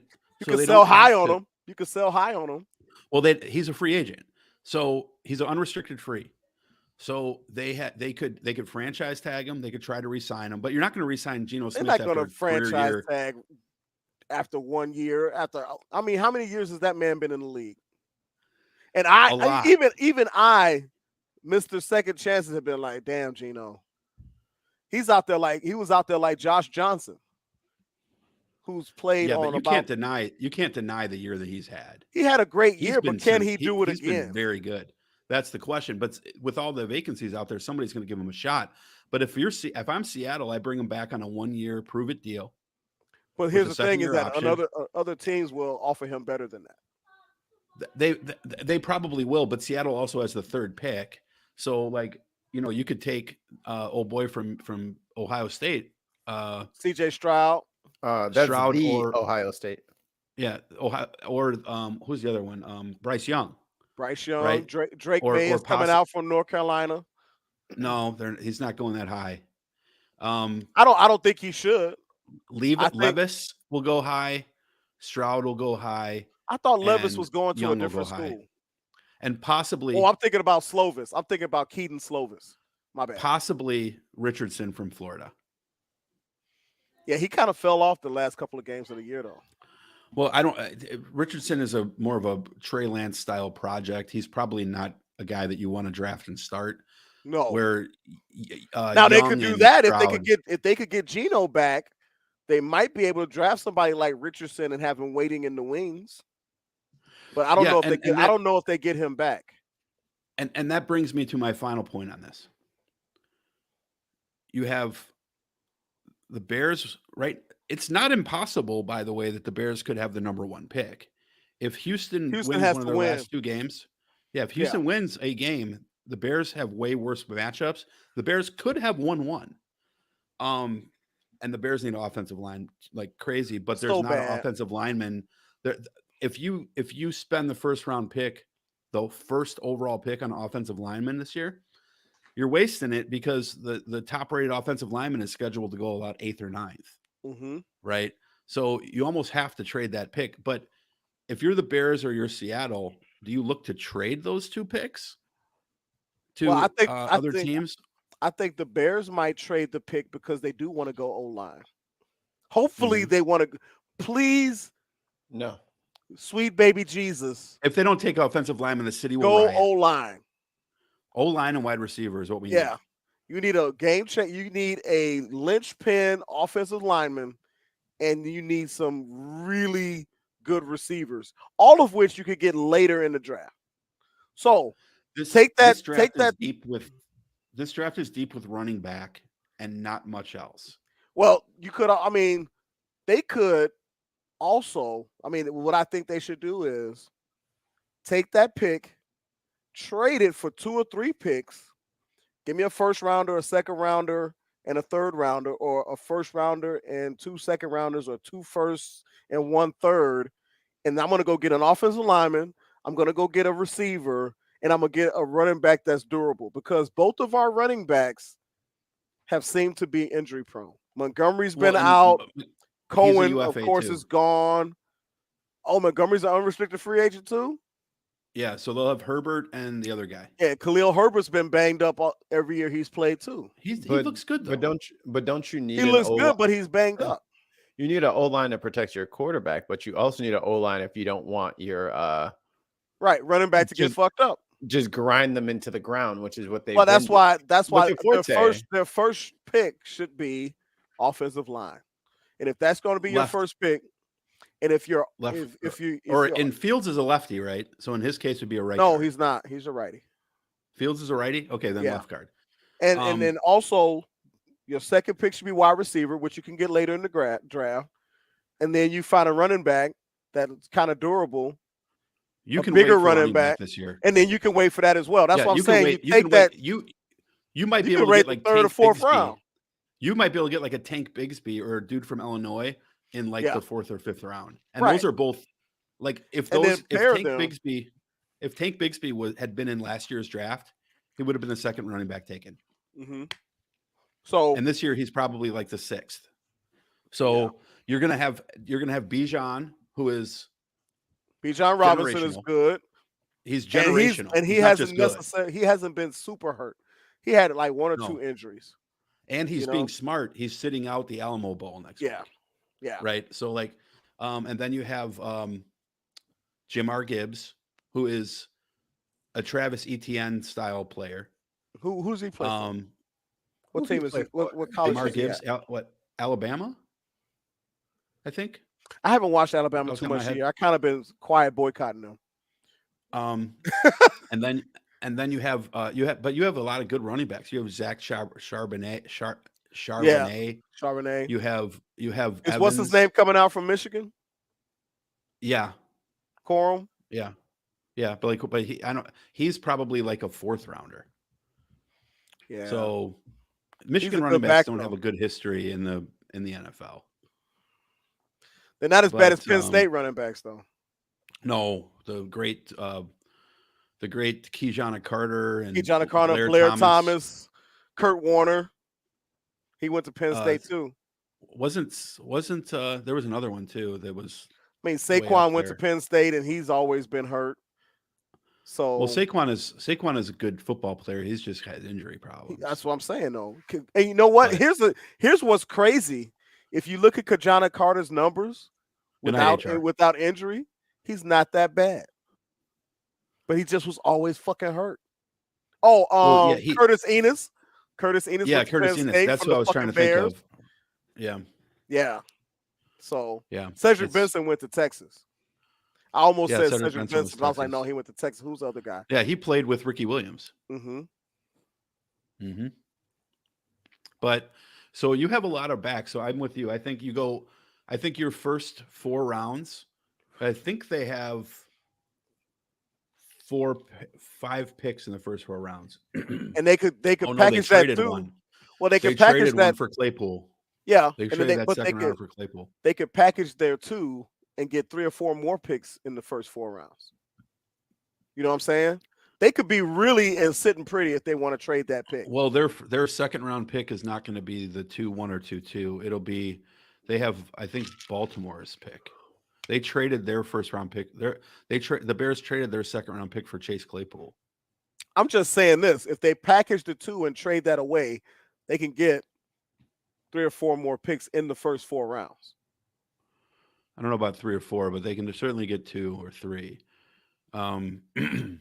But they need to come out of this draft with at least 3 offensive linemen, a wide receiver, and a couple of running backs. Do they need a linebacker to replace? They need a lot, but you Roquan? gotta protect Fields. Yes, they Yeah, do, that's but you the gotta biggest protect thing. Fields. I think that their defense is set up enough where if they really prop up the offense through the draft, and they might even They can hell, sign- who knows what they might They can even sign guys too. They're under the who's cap. out there who's That's out there unrestricted. Aaron Donald, Mm, but he's probably going to retire. I think Aaron Donald is on the backside. Yeah, he is. I think he's going to retire. Yeah, Like Von Miller, I think he's going to retire. I think Von Miller's going to um, retire as well. I don't really pay as much attention to who's a free agent on the defensive side because they're not important to fantasy. But True. but there is going to be guys they can sign, and there will be some offensive but you have to literally, out of our 5 starting offensive linemen, 4 of them need to go. Facts. You have to protect Fields. You have to protect Fields. You have to protect Fields. You have to protect Fields. And here's the thing: it's proven that if you give him a clean pocket, he's way accurate. He makes good He's throws. unbelievable. Yes. But if I'm running all over the fucking place, it's hard to go through progressions. If I'm running all You over saw the what place. happened to Kyler. It's hard. Yeah, it's hard to throw accurately if I'm running all over the place, especially if the rush takes me away from my natural throwing motion. If I gotta Yeah. try to throw across my body, that's not gonna work. You know what I mean? So, uh-oh. Yeah. but you're looking at all these mobile quarterbacks. Unfortunately, you're seeing all of them go down now. You're seeing Lamar go down. You're seeing Kyler go down. You saw Trey Lance go down. Yep. I don't want that to happen to Fields. We got to protect him. Well, You they've gotta been beating the invest shit, in protect. and that's why I was like, when I saw him playing, I'm like, just shut him down. He doesn't have. He They got should've. Mooney's gone. Claypool was out. Yeah. Dude, Yep. what are you doing? What are you doing? Well, but also Mooney is not a WR1. Not at all. Not at all. No. No. I'm sorry. I like Mooney. I like Mooney. He's got He's a talent, good value. but he's Yeah. a 2 or a 3 at best. He's a 3 on a good team. Mhm. He's a 2 on an average team. He gets I'm open. perfectly fine with him being our number 2. Right, and he should But- be as well. I mean, don't go trying to say, "Oh, I'm a number 1," because you're not. You know, He is a number 1, but it's a de facto. Right. I'm just saying you aren't a number one. You know what I mean? You're not a number one. So stop it. You know? No. But we'll have to. This NFL offseason is gonna going to be bonkers. Very important for the Bears. They got It's a ton gonna of be important money. for the Bears. They got a ton of money, and they got a ton of. They got a potential to have a ton of picks. But there's going to be a lot of guys out there. Like, look at the Rams. They're going to cut everybody. You think Allen Robinson will end up coming back?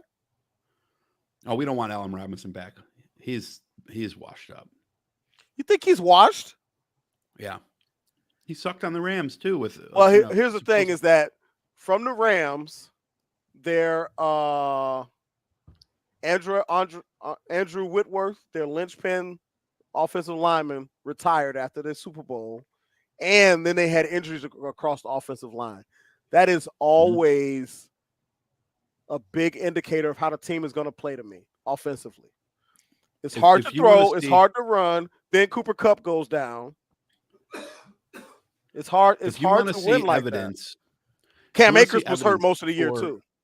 Well, Cam Akers, yeah, I think I don't know what was going on with that, but if you want to see evidence of how important offensive line is, all you have to do is look at the New York Giants, because Daniel Jones, while he's not a world beater, has looked competent because he actually had an offensive line for the first time in his 4 years. Like, his offensive line was horrible. They were offensive, and and the only team that I've ever seen in the last 10 years who has been successful with a bad offensive line is the Bengals last year. Or was it 2 years? Yeah, last year. They went to the Super Bowl while their quarterback got sacked the most in the NFL. That's the only time I've seen it happen. That's crazy. It's crazy. It just doesn't happen.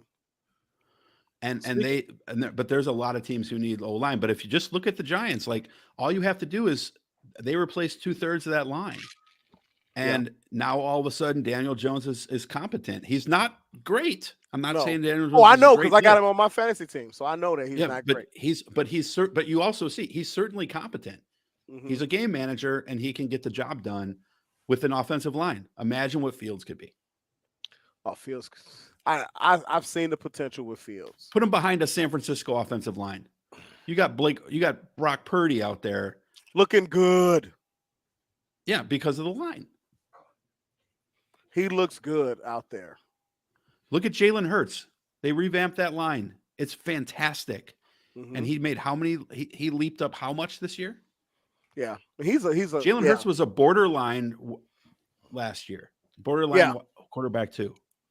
I think that offensive line plus AJ Brown plus I think that he really worked on his craft in the offseason. I think he really worked on his footwork. He really worked on his delivery point and things like that to get more accurate. And he really got into the playbook and got time really immersing himself in the playbook and learn how to read defenses better and things like that. Although I'm going to piss off Lamar. Miles Sanders don't belong nowhere near no fucking Pro Bowl.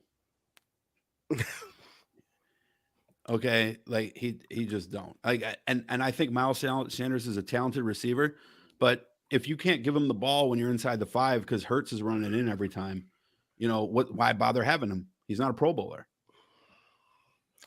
Well, you know, but he's a free agent too, so that's a nice feather in his cap as he goes into free agency.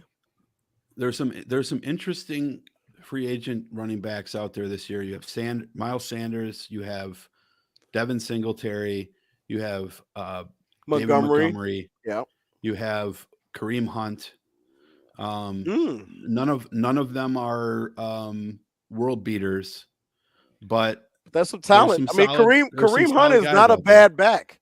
He can catch the ball out of the backfield. Rashad Penny, if he can stay healthy. If he can stay, he's always hurt too. But I like that Kareem Hunt because he had a lot of his legs are fresh. His legs are fresh. Well, so is Penny's technically because he's been off 2 years. Right. You know. But I'm just saying because what's his name? Nick Chubb carries the ball so much for the Browns. Well, and he wanted to get traded too. He was trying to get out of there. Yeah. All right, and that was The Locker Room on Dig on America. Jesus fucking Christ. Merge back in the traffic, boys. Damn, y'all love some football. Woo. Oh man, I love football so much. My son wants to play football, and I don't want him to play. I actually want him to play baseball. Tell him to play an instrument instead. So this is a bat. I'll do percussion. This is the exit polls from NBCnews.com. For all you audio people out there, this is a pretty good thermometer for what's going on in the country, by and large. So this from the runoff. This is total. Everybody's all of the elections. Oh, so this isn't going to be 100% like census worthy accurate, but it gives you a good lay of the land of what's going on. So there's 4% more women than men. That you wouldn't know by looking at Match.com. The fuck you doing on Match? Man, I'm gonna leave it. I haven't been on there. It's been 4 I was years, expecting but I Melissa's remember. face to just flash into the screen like what? No, she's aware. She's aware. Dutch, who's that over your shoulder? Dutch, turn around, turn around. Look out for the knife. I shouldn't have bought her new She's steak got a knives piano. for Christmas. She's got a piano cord. I bought her those Cutco knives. Why does for it have Christmas, handles too. on it? I think they call this a garage. That's a good looking garage you got there. No, unfortunately for me, Melissa's the girl who'd be like, "Take him. He's yours now. Here's his stuff. Here's his stuff. Take all of his podcast shit. Call up that chick and see if she's home." These people reported that 73% were white, 11% black, 11% Latino or Hispanic, 2% Asian, 1% American Indian, and 2% other. I'm assuming that they're putting like Southeast Asia with Asia. You're Asia Pacific Islander. I'm like, where's Indian people like from India? Because that's got to be at least They're a in percent other. or two. They're in other. Maybe. This is a race. Let's see here. Oh, and for you audio people again, they have these with the percentages. They also have two bar graphs that kind of show whether people are self-reporting to be on the left or on the right. So for that 73% of white people, 40% Democratic, 58% Republican. Mm-hmm. Black people with the 11% are 86% Democratic and 13% Republican. All right. And for the 11% Latino, 60% Democratic and 39% Republican. You said 60? 60% Democratic. 39% Yeah, 60. Republican. I'm not sure I buy that figure, but anyway. So let's see. Black. Well, let's see here. Oh, you guys can see. I'm going to take it off the screen. We'll turn this into a game. It's been long enough. There's no way you remember it. Dutch. What percentage of white men are Republican? Give me the split. Republican, Democrat. 88. Wait, no. How much Dem? How much Republican for white men? 88% Republican, 12% Democrat. Oh, okay. I don't buy that. It's 63-35. So 35%, 35% of white men claim to be Democrats. You soy boy cucks, you. Yeah, I think it's lower than that. I think so substantially, too. but- I think so. I think that they come out and they don't want to say because they know why they know why they are affiliated. But them's the breaks. All right, Haas. Is that Rick He's a James? hell of a drug. No, that's No. Boris. That's Boris Johnson. When you got removed, it's like, well, them's the breaks. The most Boris thing to say. Why on does he his way sound out. like Shaft? Well, I'll play it again. But them's the breaks. He sounds like Rick James. It might be the how it's going through. All right, Haas. Them's the breaks. Black man. Black men. What percent and what percent? 78% Democrat and 22% Republican. That's about what I was going to guess. I would actually say he's probably low. I'm going to say it's 24% Republican. Well, you went the wrong way. Haas, you were 4% off. Damn. It's 82-17. So you were Okay, hold on a within second. the margin of Hold error on. there. Hold on. I thought you said 82% Democrat. of Democrat. all African Americans No. were Democrat. That's 86%. I thought he said 88. Right. This is just the black men, though. Right. So it's 88% for all. You're Refresh talking. that. Okay. So by race, of the 11% of the population, 86% of black people 86. is 86%. Okay. I was going to say there's no way that black women are more conservative than black men. That is No, fucking no. fucking Because too many black men subscribe to the patriarchy, so they Mhm. Right. love the conservative nature. I was just Mhm. talking to someone about that yesterday. Yeah, Saying, black women. posted something stupid. But Black women are Lil only, Wayne. Black Lil women Wayne are- will vote for Trump. Lil Kim will not. of the groups. Lil Kim will vote for the leprechaun. Of the groups listed in the Exactly. chart, black women are the smallest group represented, only 10% Republican. That makes perfect sense. Mhm. Yeah. Which is why I thought it would be higher, because if it's 86% aggregate, you would assume that women are way lower. So there's more black men than black women in the population. There's more black women 'Cause they're voters pulling than that, black. They're No, pulling no. that data more than the 10% that you would No. expect. Here's what I think. I think more black women vote than black men vote. I agree with that. Yeah, but that So would pull then the that data even skews the populate. That skews. Because these are exit polls. Yeah, these are all exit polls. So right. that's what I'm saying. It's like Then that can't be true, because it would skew the data more towards the 10. So if Really? you have a larger block that is more liberal than a smaller block that is less liberal, and then you're aggregating them together, you're going to skew towards the larger, more liberal block. what percentage of black men reported in the exit poll? 5%. Yes. It's an exit what poll, so it's percentage- 100% voters. What percent of black women reported in the exit poll? 6%. That's what I'm saying. That that is the skew you're talking about. It's right there. So in Yeah, exit but 5% polls, of what number and 6% of what number? 5% of the total people that 86% of the black no of the no, 11%. 5%. 5% No. of the 11%, because you said it's 11% total, right? Stop. You're doing it. No, too many 11% times. of the population. Stop. You're slicing the pie too many times. 5% of the people who responded Of the total people who responded, or the black people are black men. Okay. And It's 6% already done. And then 6% of all the exit pollers were black women.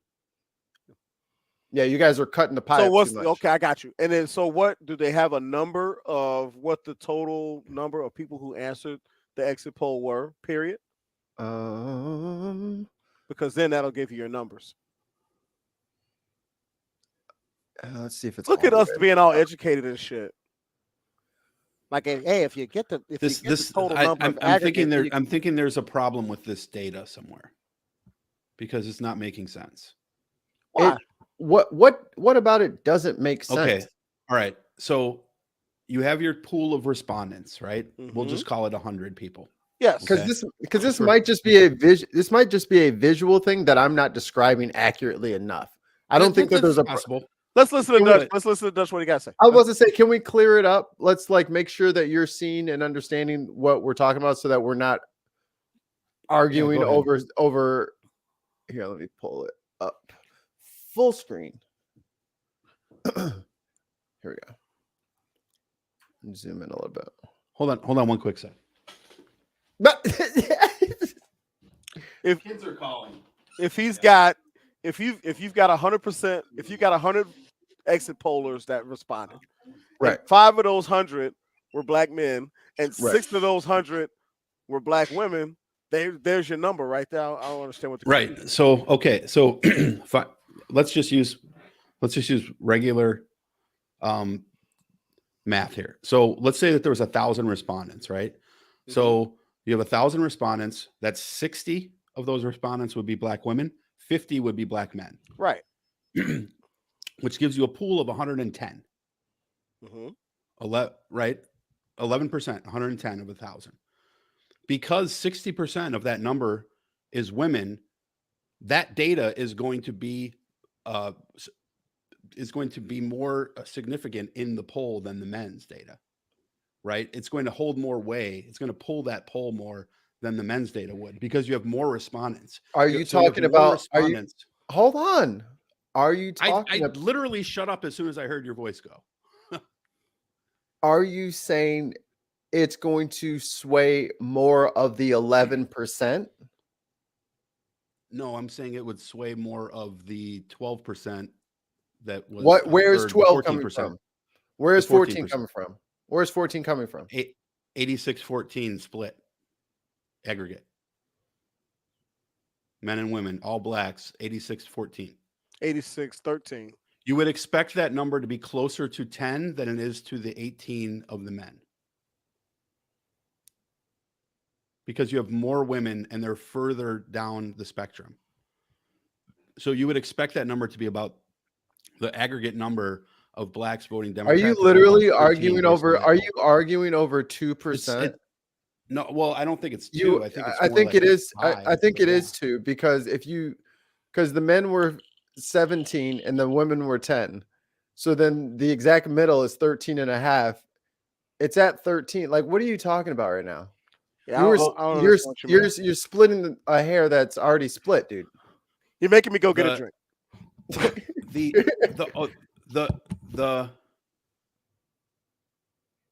Because it's 10, total it's amount 17 of- and 10.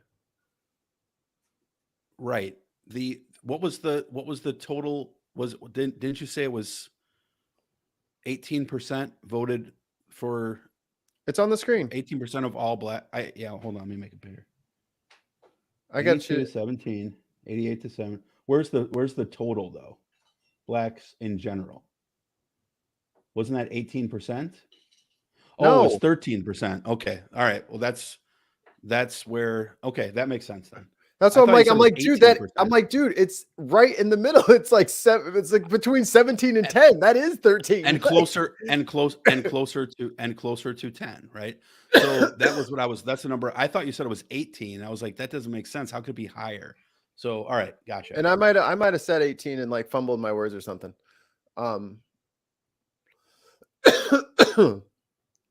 This is this of the respondents. What percentage do you think were 45 plus? In age? Yes. Um, No, they were for Donald Trump. 45 plus. What percentage of respondents 45 plus were for Trump? No. I was making a joke. 45 plus. Oh, never mind. I will say 45 plus. That's men and women, all races. Yes.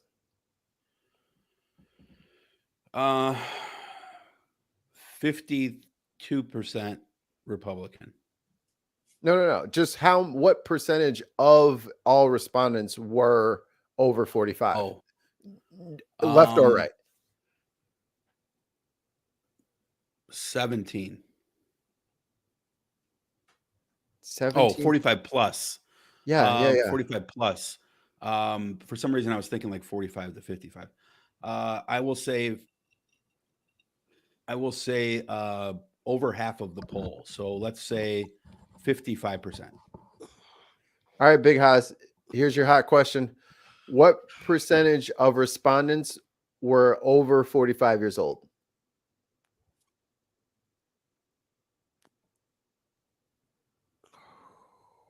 Dutch, what did you just say? 62%. He Dutch, said what was yours? 62. I said 55. 66%. God damn, I'm Oh, good. we're both low. Jeez. Hold on.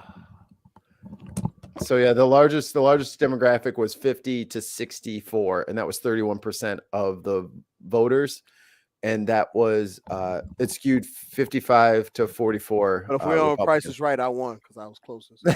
Without going over. No, Without you going busted. You went over. I didn't go over. He said 66. Yeah, he was 2 under. And then the 65 and over was 28%. So why didn't they get their dead asses out there and vote? They did. They mailed in mass. That's what I'm saying. So 28%. That 28% is the same as the 30 to 39 demographic and the 40 to 49 demographic combined. God damn, the fuckers didn't go vote. The old people went out and voted. Yeah, old people vote, young people don't, and then they complain. Well, the young people voted this time.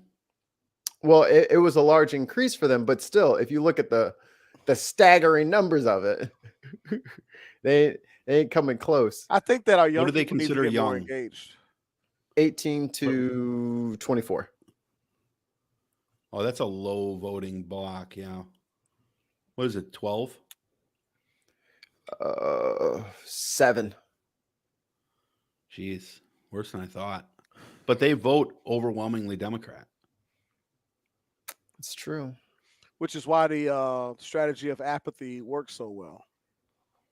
Because you can convince young folks that, it doesn't matter anyway. Here's something staggering for you. And this will let you know some things about America without telling you some things about America. I'm just going to go ahead and put this one on the screen. This one, you don't need to guess this one. So if you look at education by race, white college students, which were 34% of the or college graduates, that was 34% of the respondents. It's almost split exactly 50-50. It's 50-47. Mm-hmm. For white non-college students, which is 5% higher at 39%, it's 66-32 for Republicans. Now, if you go to non-white college students, which are 9%, it's 70-30 essentially. For non-white non-college graduates, 18%, it's almost identical. That goes to show you, though, but it actually does go the other way slightly, right? So that goes to show you how important race ends up being in elections. When people say it's not, but it is. It's right there on a bar. Mm-hmm. Let me zoom in. It won't let me. You bitch. Won't let me zoom in. But this gap right here. This is all of our problems. This. Yeah. Oh no! Wait! I'm on the wrong one. This. Yeah. That you're needs on it. No, it's education by. I was on the wrong chart. You're doing education by gender. Among white voters, white women college graduates, 17%. They skewed to Democratic. Look at the white men college graduates. Wow. 52-45. So it's very that's one of the higher one of the higher demographics for them. And then white men non-college graduates. Look at that. Right. And make no mistake. This is exactly the reason why you see such an anti-college campaign from the Charlie Kirks and the Blaze and the Pragers of the world. And they are the attack on education as well. It is ridiculous because they're like, oh no, look, if white men go to college, they go from voting 75% for Republicans, and that drops all the way down to, what is it? 52%. Yeah. So they're like, oh, they must be indoctrinated. Gotta be. Educated and smart and enlightened are euphemisms for, or co-opted euphemisms for indoctrination now. You've been indoctrinated to not agree with us in our pro-corporation, anti-union, anti-middle guy, and little person ideology that we do in practice, even though we're talking all this shit into a microphone. Our policies overwhelmingly favor corporations, overwhelmingly favor union busting and things like that. But check this out. This goes to show you that the right wing's attack on unions is an attack on worker pay and not on worker politics. Because if one could make a very strong argument that, at least historically, that unions are more pro-Democrat than any college, right?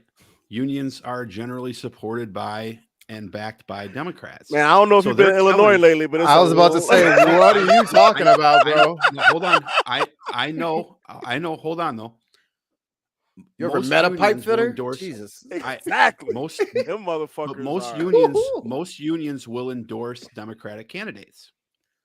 It is Okay, the but Democratic union- candidates the who are union standing members- behind them. But the union members. The union Yeah, what do you members, mean? obviously, that's what I'm saying. Is You don't know. the right wing is far more worried about people going to college. They want to stop them from going to college to protect that voting block. When the and they want to train them to be laborers, right? Craftsmen, tradesmen, etc. Knowing that they will go to a union more than likely if that is the path that they follow. They always attack unions as being these bastions for the Democratic Party, as like these liberal strongholds. But they that's know not that that's they're not actually that's not how a lot of union people vote, though. Yeah, Right. A lot That's of what I'm union that's what I members just said. vote That's not conservative. how that shows that they're lying. They actually don't think that. The only reason Yeah. they're against the unions is not because they indoctrinate people towards the left. Okay, It's because I got they you. make I them got make you. more money. That's right. That's exactly right. They And don't that's want them wh- to make money. I don't understand why union members don't see this.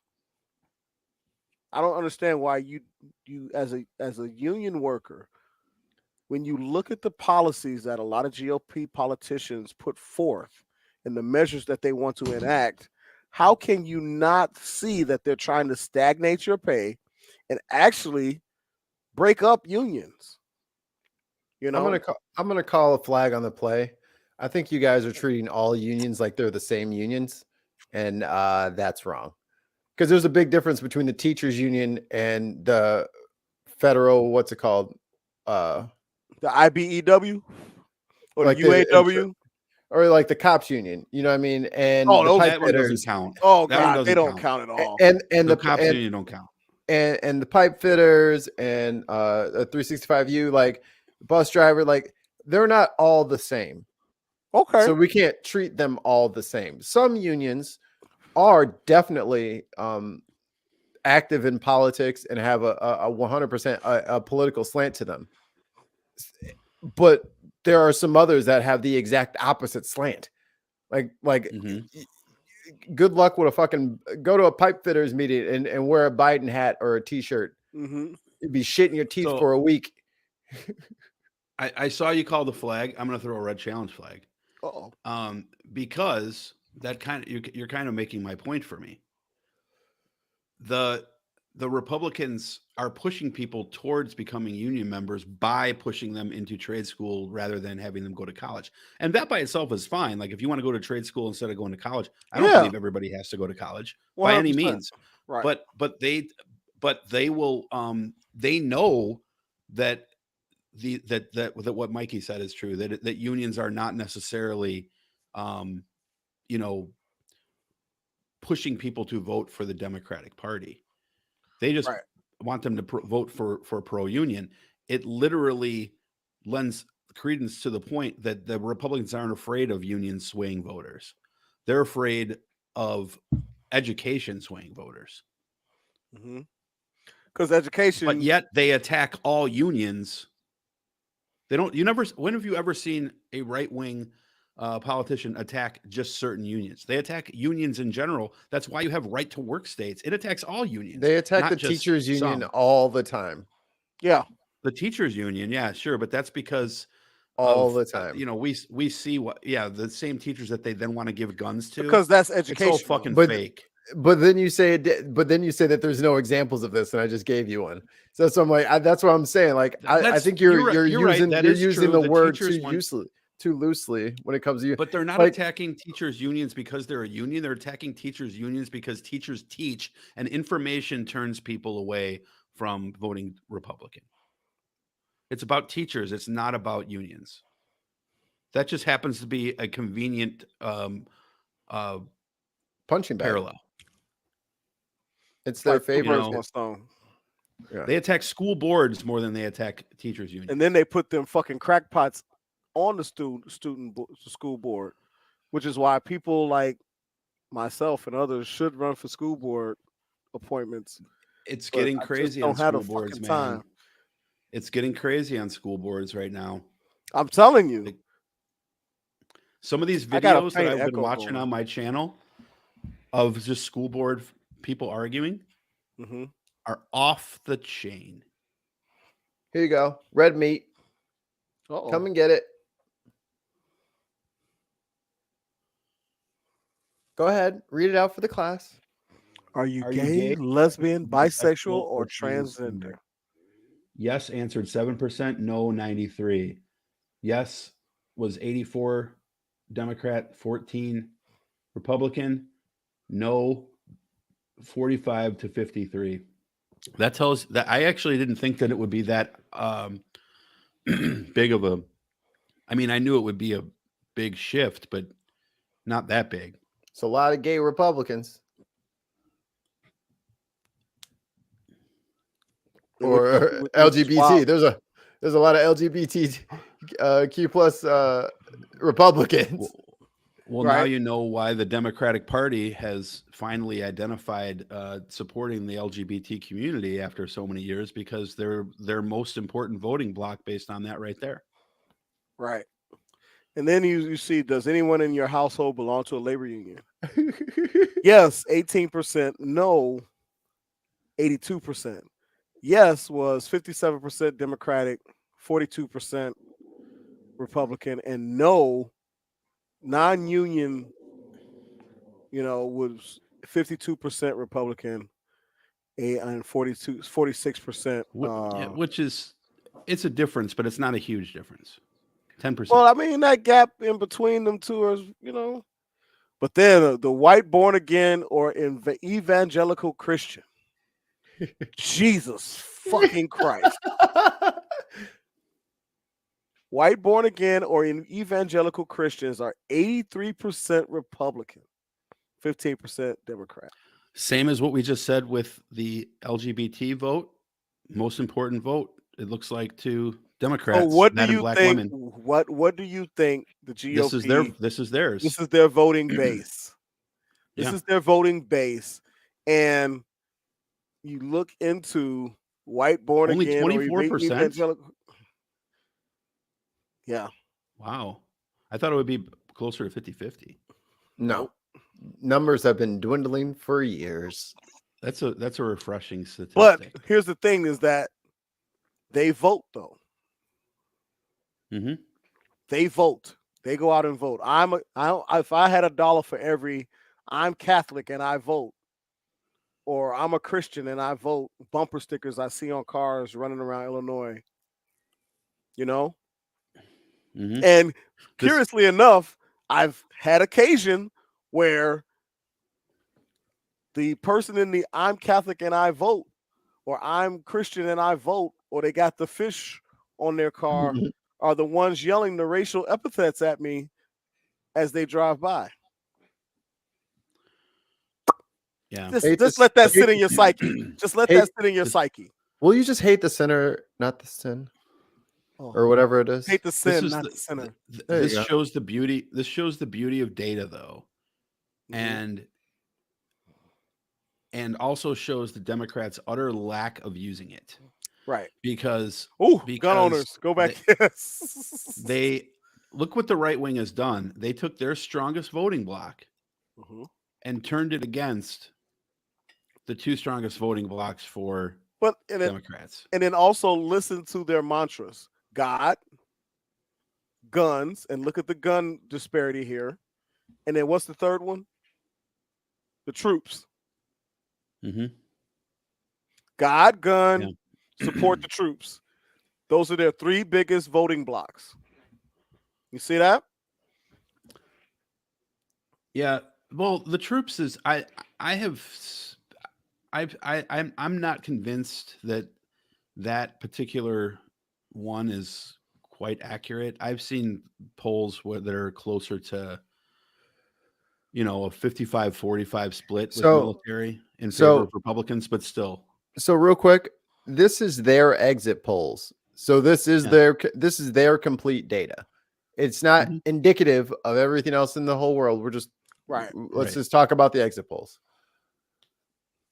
Look how at do you that feel about the way Yes.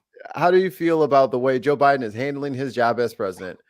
45% disapprove, and they were 95% Republican. But then on the strongly approve side, yes, 96% Democrat. Just let's That give was only- balanced reporting. But that was 18%. There's 2%. That was only 18%. Yeah. There's 2% of Republicans that think Biden's doing a great job. Well, just strongly approve of how he's doing it. Then if you go, how do you feel about the way Joe Biden is handling his job as president?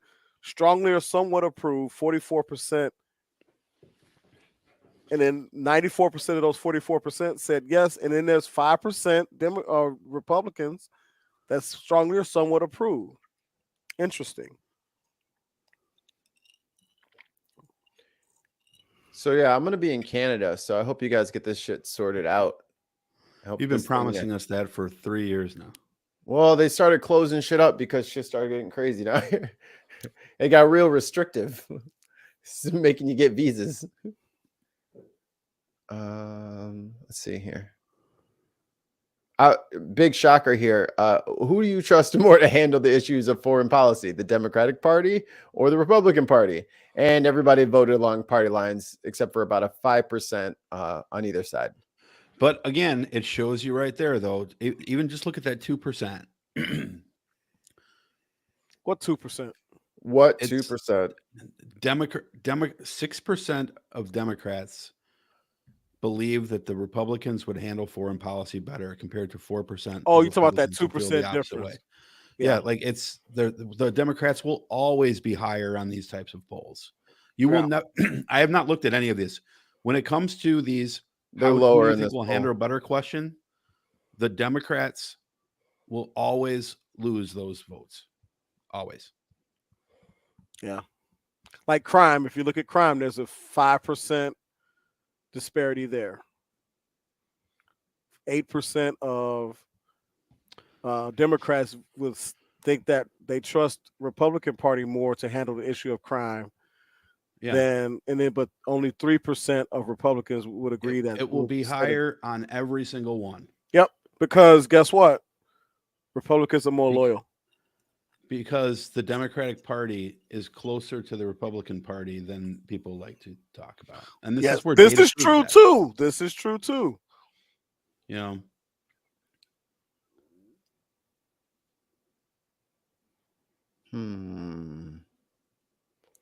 Here we go. Compared to 2 years ago, is your family's financial situation 47% said worse, and that was 79% Republican reported on that one. About the same was 33%, and that was 73% Democrats on that one. And then better was only 19%, and that was the Democrats 75% as well. You know what that tells me? Seems like Republicans lie. Republican families don't know how to fucking budget. No, they'll I'm tell just you saying. that things are worse, that they're Because worse off, even if they're better off. But they got that brand new Ford F-150 in the Not driveway buying it. though. I had to get the lariat. Had to get the lariat. Had to get the King, had to get the King Ranch. You know, I had to get it. Had to do this one for old Bushy. You know, Old 41. have gas prices been a financial look at- hardship on your recently? Well, hold on. Leave the gas one alone. Look at the one above that. So And I wish inflation? it was Read yeah, the question. in the last year. Has inflation caused you and your family a severe, moderate, or no hardship? Okay, and there's three choices. So 71 it looks like it says percent of Republicans say that inflation caused their family a severe hardship. I would like a follow-up question to that. What was that Give me hardship? an example. Give me an example. Give me an example. Right.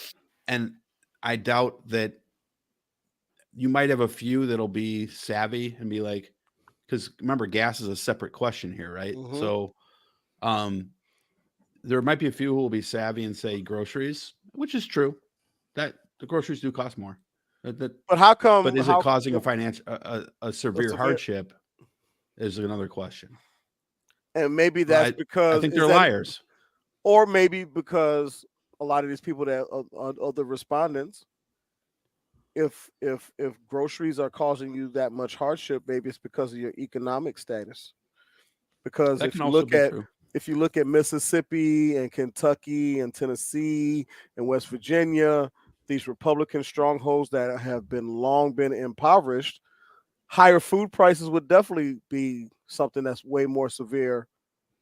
You know, because when you look at the map and you look at the red areas versus the blue areas, and then you look at the economic status of those areas.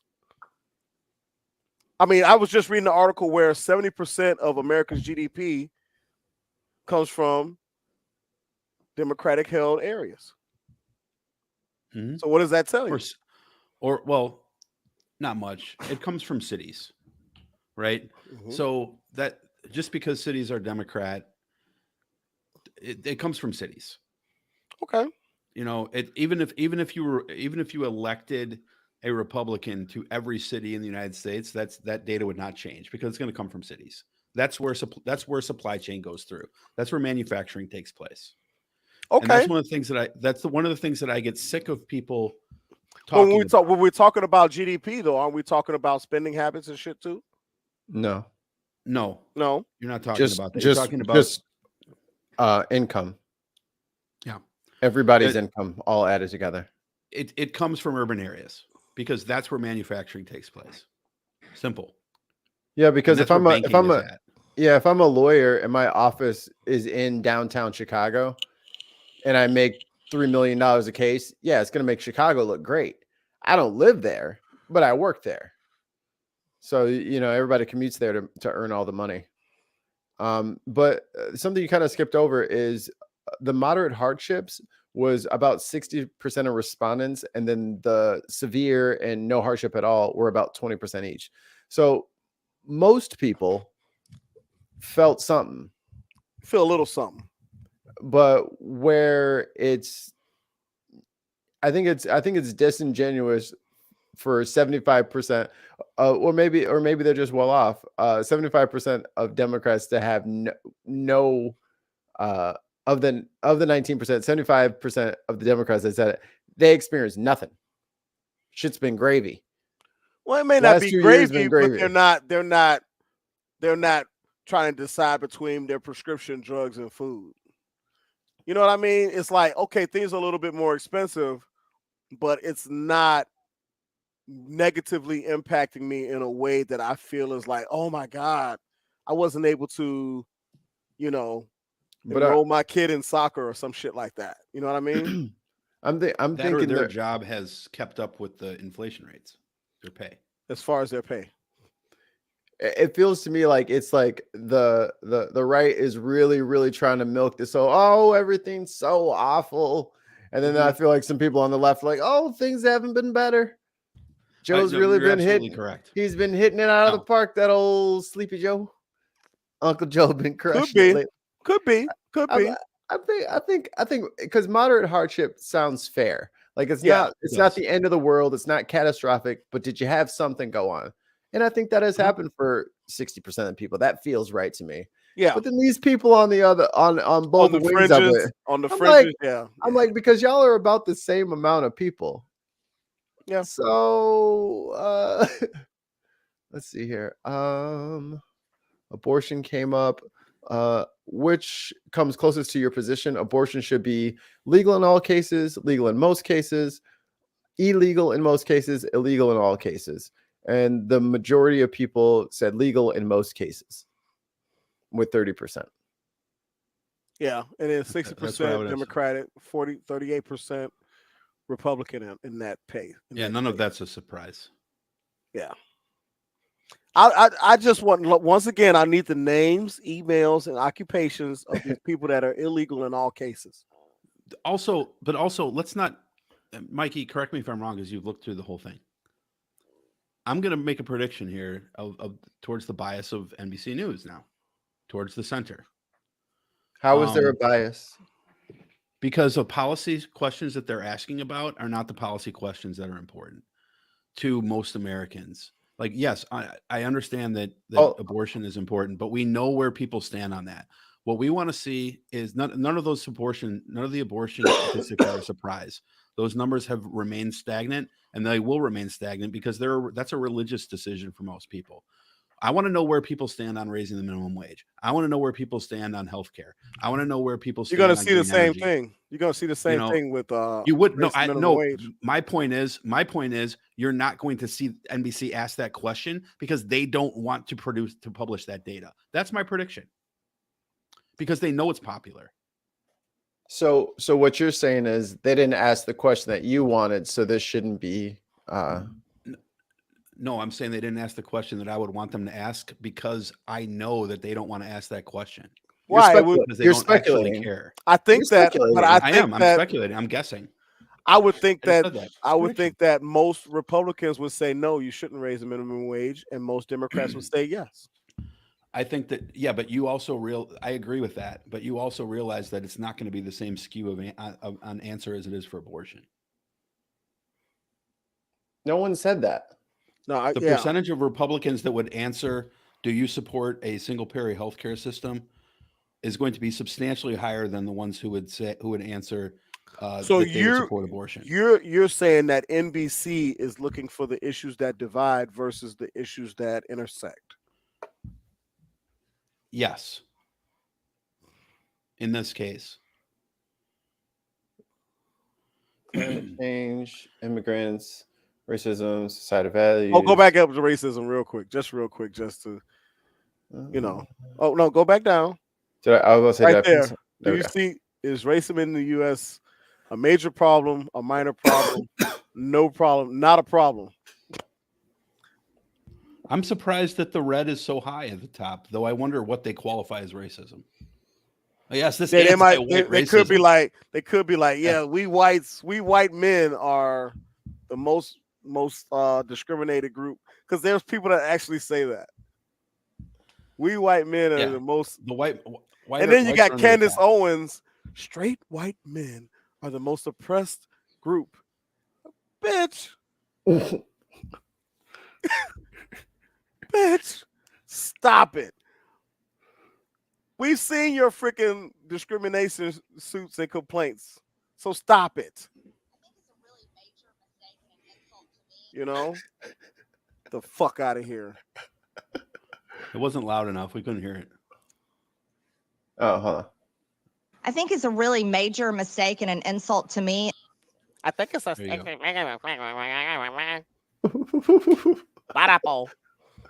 old Magic the Gathering. Yeah. Our society's values on gender identity, change it for the better, change it for the worse, neither. And 50% said worse. 20% being Democrats. Here's my thing. There's always been members of the LGBT community. Always.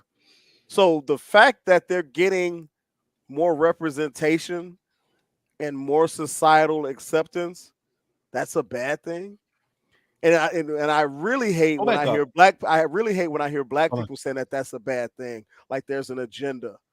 I'm like, oh, so when we were like, hey, we would like to see us in movies and TV and stuff like that, not as servants and not as X, Y, or Z, as members of society, because we come from all walks of life. That wasn't an agenda, but because it seems to be a majority of the black population has anti-LGBT sentiment. See, notice I don't use the term homophobia. I just use anti-LGBT sentiment. That's an agenda. Why? Because they're not scared. They're not scared That's not what it means. That's not what it means. Well, a phobia is a phobia. But that's not what it means. Okay, so they can't just take half of the word and say, well, that means something else here. So I'm gonna pull up homophobia. Educate me, because that's what that means. You say xenophobia, a fear of outsiders taking over. What? Give me the definition for homophobia. Irrational fear of, aversion to, or discrimination against homosexuality or gay people. Okay, I like that. Aversion to or discrimination against. Okay, so it is homophobic. They're not afraid of it, but they're discriminating against it, or they're adverse. Black people primarily, a lot of black people have an aversion to the LGBT community. Mm-hmm. And that is the craziest thing in the world to me, because what you eat don't make me shit. You know what I mean? Don't make me. No, man. Right. It ain't gonna make me go. Ugh. You know what I mean? Ooh. I personally, I think that a lot of people that have this aversion are repressing their own shit. Yep. Sorry. There's no such thing as a download, though, right? Right. Oh, never mind. I don't know what I'm talking about. Like somebody was telling me that, basically if it's not gay, like he was talking about his dad telling him he couldn't wear those sandals because those were quote unquote, and this was his word, not me, sissy sandals. And I'm like, you do realize that a lot of people wearing Timberlands and sagging their jeans are, gay, right? Or in members of the LGBT community, right? Your sandals don't make you gay or whatever. There's a lot of guys in Timberlands that aren't flamboyant Billy Porter types that love men. And they wear their Timberlands and they wear their saggy jeans and they have beards. They have beards. Tattoos. They talk like a thug. They'll probably kick your fucking ass, but they love men or they love women. So I think I'm going to agree with Haas and actually the comment in the chat to a point here. When people and this is the thing where you have to kind of do your homework, you have to do your research. And I hadn't actually thought about this before. When I hear the word phobia, I think of fear. Claustrophobia is, an irrational fear of a tight space or an aversion to a tight space. But that's part of the definition of homophobia. Right. But with homophobia, with xenophobia, with Islamophobia, etc., they add this third oppression against. So it sort of muddies the waters as far as like what a phobia is, because if you look up arachnophobia or claustrophobia, it's not going to add that third caveat of oppression against spiders or oppression against small places. It's going to, I would imagine it would stop at aversion. So, right. So I think that muddies the waters with people's perceptions. It shouldn't muddy the waters if two things have two different, like there's two things can be true. I mean, both words have definitions. They're not the same. That's no one else. Like, I don't know why everyone. I don't know why. Hold on. I never, don't know why you read that, associated the oppression with the phobia. No one said oppression. You're misquoting me. That's not. I will read it again. What was the third? Irrational fear of, aversion to, or discrimination against discrimination against, okay. homosexuality or gay people. So that's Right. like words matter, definitions Okay. matter. So like people get all bent out of shape. I'm not scared. Phobia means scared. Phobia means scared if you're stupid. Don't say shit out loud if you didn't look it up and if you don't know. Because what ends up happening is everyone goes off of my brain jumps to this, so I'll just go with it. Right. We're not 10 anymore. You have to look up what you're fucking talking about and know, because if someone calls you a cisgendered and then you fucking get all up and go, I ain't no fucking sissy, motherfucker. It's not even fucking spelled the same. Like, people have to stop going from memes, and you got to look up some shit from time to time. Like, yeah, if you fucking hate brown people, you're Islamophobic. I'm not afraid of them. That's not what the word means, and it's not my job to fucking teach you. You Islamophobe. And I'm going to move on with my fucking day. So yeah, if you hate gay people, you're homophobic. I have always ignorance of the law. I look at that. I have not heard that definition before for, and I'm guessing that's the same for like xenophobia and stuff, and Islamophobia and stuff. Why don't we look it up and stop guessing? The 2023, no more guessing. Okay, that I would it's gotta, I would hope it's consistent. So use the same dictionary. But I have always associated Islamophobia as the reason for the discrimination, not the same thing. Like the discrimination is based on the Islamophobia, not part of the Islamophobia, if that makes any sense. No. So it's a subtle difference, but like, you know, that's always been the way that I've thought of it. Well, you know what I mean? Got to start. And thank you, Mikey, for enlightening me. And I think we have to just stop.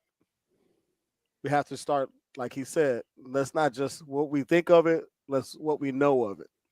Right. You know. That's true, but at the same time, if you're having a conversation with someone in a Target, the opportunity is not always there for them to Google every single term that they don't understand. So having sure it is. They got a phone right in their hand. Having clarity, literally a supercomputer, is it. Okay. Oh, excuse me, I burped. My bad. Hold on, let me pause our conversation. I want to look up a word. I mean, that's not a thing. People don't do that. Well, that's well maybe they should. If you go into a conversation of communication, it's not clear if people are using the wrong terms to describe things. That is the least clear thing. That's already muddying the water. The water is already muddy.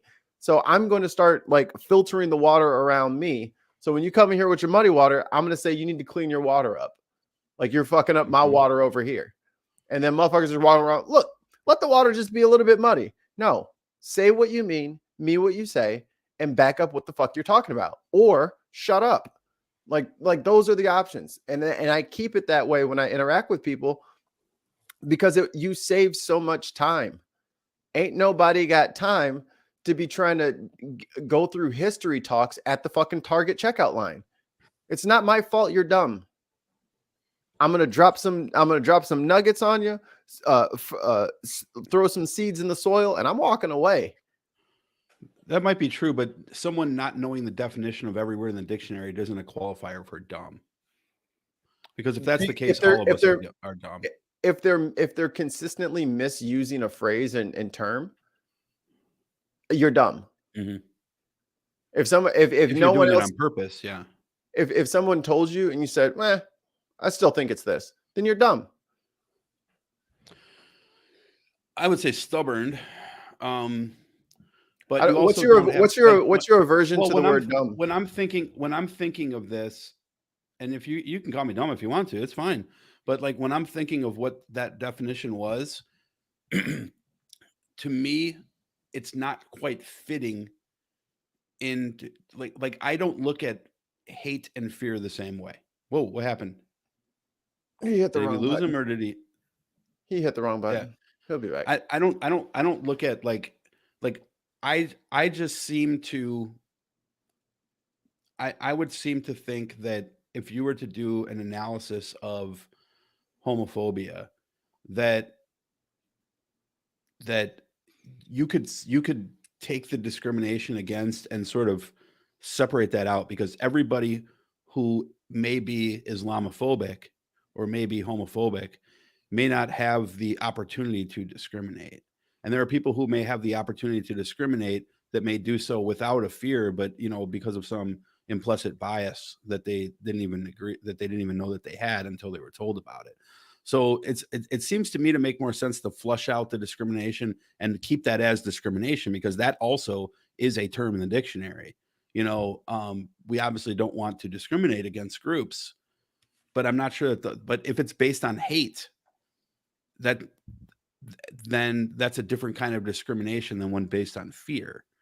I would look at someone who hates Muslims and discriminates against Muslims because they hate them differently than someone who believed everything that they heard after 9/11 and needs to be re-educated on that. That's kind of all I'm saying. So I understand where you're going too. I'm just saying, like, I think that you have to be able to open a dialogue with folks a little bit more to reach the uninitiated, if that makes any sense.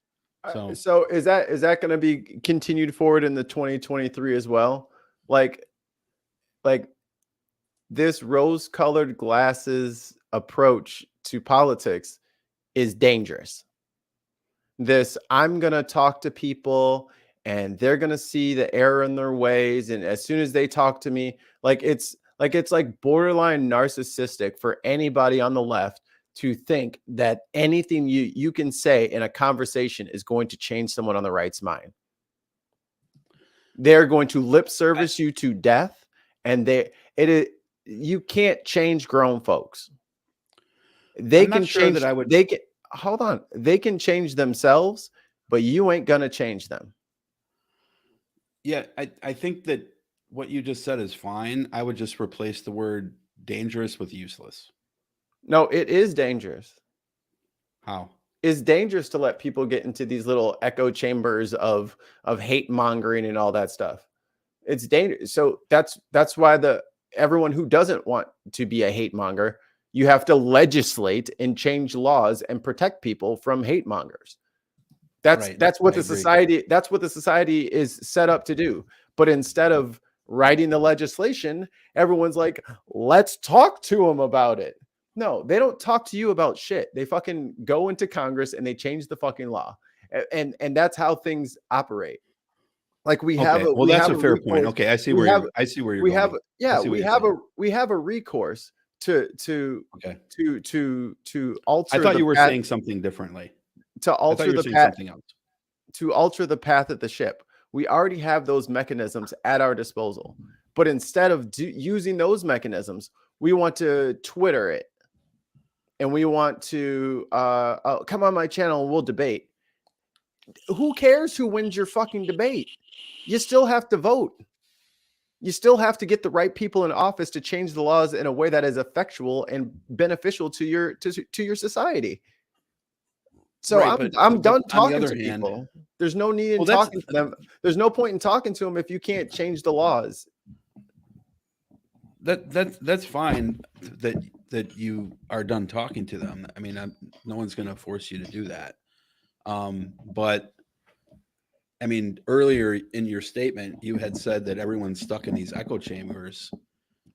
I mean, you're kind of literally getting them out of an echo chamber by engaging them in discourse, right? Like if they agree to be in discourse, then they're not in that echo chamber anymore, which is so dangerous. They're in a place where it's not an echo chamber and they're going to get their thoughts pushed back on. So, and that was your statement, not mine. So, it's the other part of your statement I agree with fully, in that we do spend, and this is something that I've realized over time with talking with you, is that we do spend way too much energy on worrying about debating people compared to enacting good policy, because good ideas should be popular, right? But they're not. They are. Well, they're not with politicians. Yeah. They are with people, but they're not with the people in power. Money is important to them. Because because like little widgets and gadgets and stuff like that, all the like fidget spinners are literally nothing. They're literally just plastic and a ball bearing. They're nothing, but they're a hit. They're outstanding, and they're nothing. So if you offer somebody something that's better than, I don't know, a fidget spinner, it goes over quite well. But the problem becomes when it comes to funding ideas and people's personal feelings about this person did this and this person didn't vote for that, so I'm not going to support this idea, even though this idea is good for me. Like, hopefully, I'm sorry, a 45 plus crowd, your population or your percentage in the 2042 exit poll should be so much smaller that we're not talking about this shit anymore, because we're in the business of writing laws now, and we're out of the business of complaining about shit. Like, by the time I die, I hope fucking qualified immunity is no longer a thing. Sure. Here's the question I have for you. 7. 11 is the answer. Sorry. Damn it. I didn't go over the. And XO Psych, thanks for joining the chat. No. The is the answer to your question. The do you think, and I get what you're saying about, like, you know, millennials as they take over, and they become the more powerful voting bloc over Gen X and baby boomers and stuff, that you would imagine that the numbers should skew, and I think they will. But do you think that, like, right now the numbers that are over 45 and how they vote, I forget what they were, but whatever they were, what was it, 50, 60, 40, something like that, Republican? When Gen Z or millennials become over 45, will they also have that rightward shift that the last 5 generations have had when they hit 45? Because I'm not sure that they won't also shift to conservatism in some number. Like, do you think that number will be lower than it has been? Because it has gotten lower over the generations. Like, just to qualify the statement, Gen Xers, my generation, have flipped conservative way less than baby boomers did when they hit 45. And I think it will go down, but I'm not sure it's going to remain at like 84%. You know what I mean? Like, is the change going to be significant enough to where the next generation after you is waiting for you to die? Yeah, my daughter's probably already waiting for me to die, so she can have my stuff. She's not even born yet, she's already rubbing her hands together, like, just give me formula, give me cookies, and then die. Why don't you pick up smoking again, Daddy? That was good for you. Get out of my way. Get out of my way. Have you considered binge drinking, Father Joe?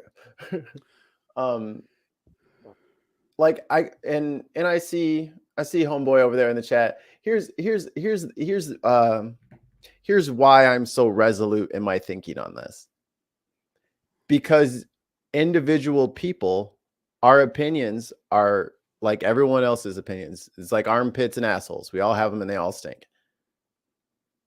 That's not what, like, someone's opinion of you can bother your day, but a legal decision or a finding from the Supreme Court, a law that's placed on your state, those are things that actually affect people and things that actually hurt people. We currently have things on the books right now that are bad for people.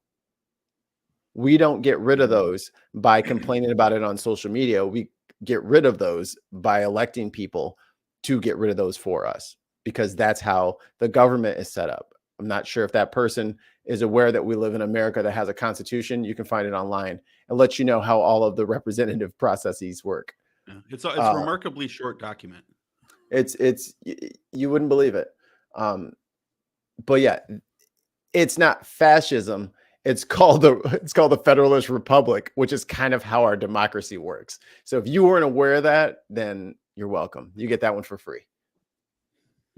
You vote for people in this country. What are you talking about? So stop arguing with people on the fucking internet and go work for a fucking politician that you believe in. Actually do something to change the fucking planet. Change the world. Stop bitching about it online. No one cares anymore. Oh, and it's weird because like whenever I'm doing something and then I notice somebody uncool doing the same thing, it makes me not want to do it anymore. Like as soon as fucking like Donald Trump had a Twitter, I was like, do I really need to be posting on here? I'm kind of doing that. Like I remember back when Twitter first dropped and there was like 17 people on there and it was buck wild. God, it was fun. And then suddenly every single person on CNN, Fox, fucking Hannity, like everybody, fucking Laura Ingraham, everybody had a fucking Twitter. John McCain had a fucking, I'm like, even John McCain's on Twitter. Maybe this ain't for me. This is clearly not where the cool kids are. The funny thing about Trump on Twitter is that Trump, this is the weird thing about Trump. Trump was on Twitter ranting like he was someone who didn't have power, like some random 17-year-old kid, or actually more like some random 65-year-old boomer. He's on there ranting about how the country's falling apart. You're the president. Do Why are you something. complaining on Twitter? Just poking him with a stick. Come on, do something. You don't like it, sign a law. Oh no, I'd rather complain. Leave that to us. We have that card covered. We're the media. And like I know I'm always so doom and gloom, but stop wasting your energy on internet debates. Go talk to your congressperson. They all have social media now. Go follow your fucking peoples. Follow them, bug them, ask them what their fucking opinion is on something. Force a conversation with them. That's the whole point of electing people. You elect them because you can talk to them and you can influence them to do things that are beneficial for your little corner of society. That's the whole point. Everyone else is doing it. You need to get on board. Yeah, but they're not going to pay attention to a Twitter rando more often than not. Some might, some congressional candidates, and certainly do. Some congressional, once they win, they turn off their Twitter DMs. You know, like we've noticed this, and even in people we've talked to who have won. Once they win, their Twitter DMs are turned off. Right now, I don't know if that's because of what reason that is. But, you know, that now you have to talk to me through proxy, where before I was talking to you face to face. I don't want to talk to your secretary and her hand you a Post-it note. You know, there are a few politicians that will engage, but I have not met any in office right now who respond to those types of questions via like Twitter or something like that. You have to catch them at like a town hall event, and most of them don't do those anymore because they don't want to answer those questions. Well, then guess what you do? Vote them out. You vote their ass the fuck out. If only there was a simple remedy for all of these ills that we have with our current electorate. Yeah, or our current Congress. You get rid of their asses if you don't like them. If they're not fucking responding, if they want to fucking be cagey and they don't want, then whoever's running against you, I'm gonna fucking talk their asses up and I'm gonna make sure all my friends know about it. That's what we've been doing for the last 2 years. Perhaps you have stumbled onto hold on, let me mute this so I don't. Oh, he's doing some shuffles. Perhaps you have stumbled onto what, because I agree with you. Write that down. On this day, 12/29 and 2022nd year of our Lord. A date that will live in infamy. But you know, then the sky cracked open here. A fissure opened up in the night sky and the moon was swallowed. God damn it. You know, Kenneth Copeland's been trying to usher in the rapture for decades, and we just He did did it. He did it. God comes on. He's like, all right, this is enough. All right, hold on. I'm back. Damn, I didn't know y'all would but take it this far. that might be the new the little puddle you waddled into. That may be the new marketing campaign that we can pick up and push towards. I would say initially towards progressives, and then hopefully towards Democrats in general, because obviously it's easier to get traction with progressives because they pay attention. In that, if you're not answering your constituents, you need to go. You need to And leave. that goes for Nancy Pelosi. That goes for Kevin McCarthy.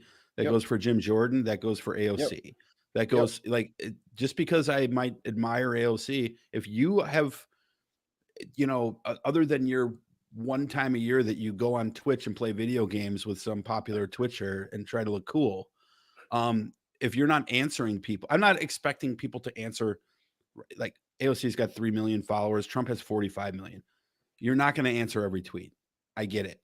But if you're answering 0, that is equally problematic, right? And maybe that should be what it is, because once these people start engaging with their constituency, rather than their donors and PACs and the Hakeem Jeffries of the world, Hakeem Jeffries is not the name I meant there. The Hakeem Jeffries is the new speaker. What's his face? The leader of the Democratic Party. I forget. He ran for Senate in Kentucky a couple years Cory ago. Booker. No. Soil Blacko. Cory Booker will never be the leader of the Democratic Party. Oh, give him a shot. I like Cory Booker. Like I have no problem with Cory Booker. But you could totally do it. But like it's look up who's the head of the DNC. I forget who the head of the DNC is. Jamie Kennedy? No, Jamie Harrison. Jamie Harrison. That's who it is. I don't Jamie trust it anymore. I'm gonna look it up. Yeah, anyway. it's Jamie Kennedy. Jamie Harrison, not Jamie Kennedy. Jamie Kennedy is definitely not the leader of the DNC. Jaime Harrison.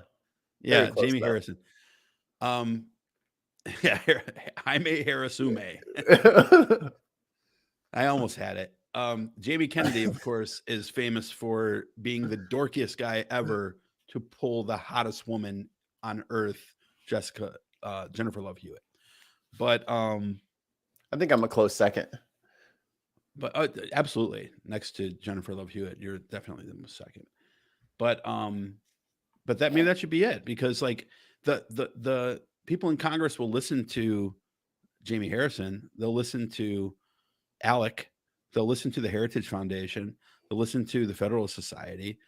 They'll listen to the NPSC or the NSPC or the National Sportsmen's. It's not the NRA, the other one. Not safe for work. The National Sportsmen's Safety Association or something like that. NSSA. They'll listen to them, but they won't listen to, Noobbot 42. Obviously bot shouldn't have been in the name, I just said, but you get the point.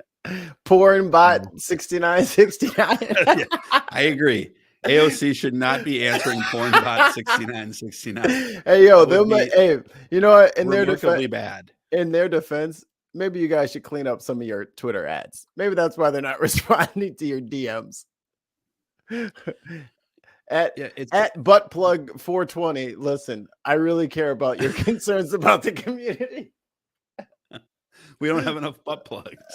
I don't have enough double dongs. But like we have shouting matches with people on our level. We get that. A politician might get into a shouting match on Twitter with Elon Musk, but they only do it with people who they view as being equal stature to themselves or above, right? So it's like they're not generally talking with people who are not already influencers, and that's problematic. And I think you've stumbled into the right weeds there. We need to start finding out a way to track who is engaging with their constituency.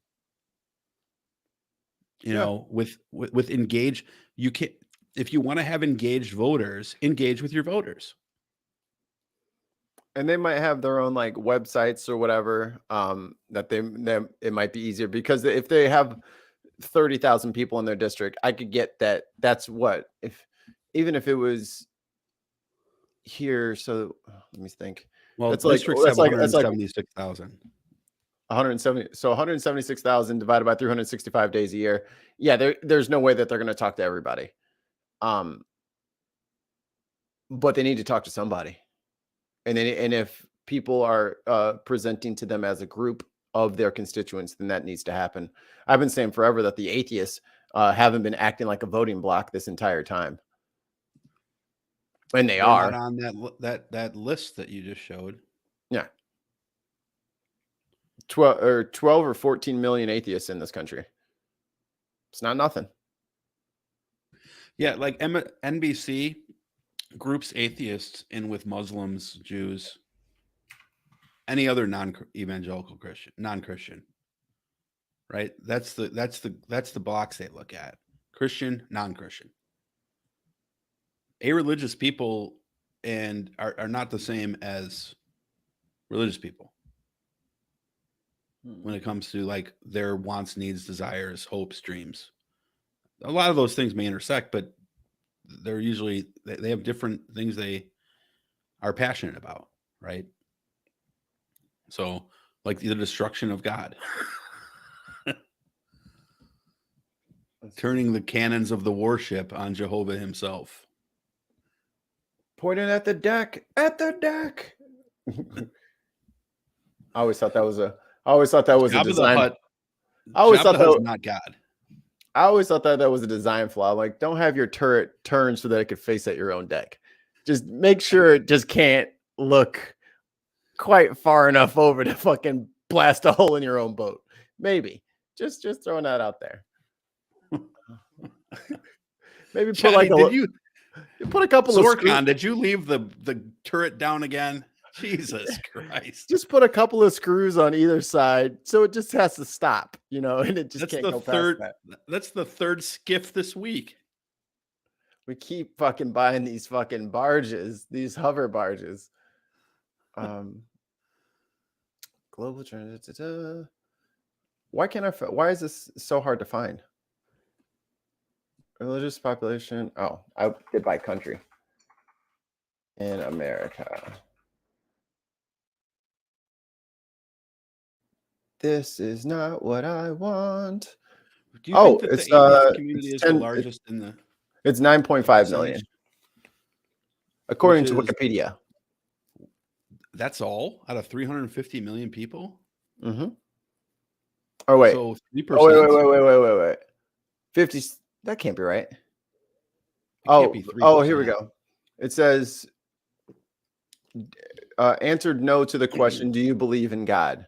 And it was 56 million people. Okay, so that's probably a little bit more. So about a fifth. Yeah. Okay. No. Okay. So it's including anti-theism, agnostic atheism, apathism, casualism, counter. There's like 14 of them on here. This is so much. And Jainists.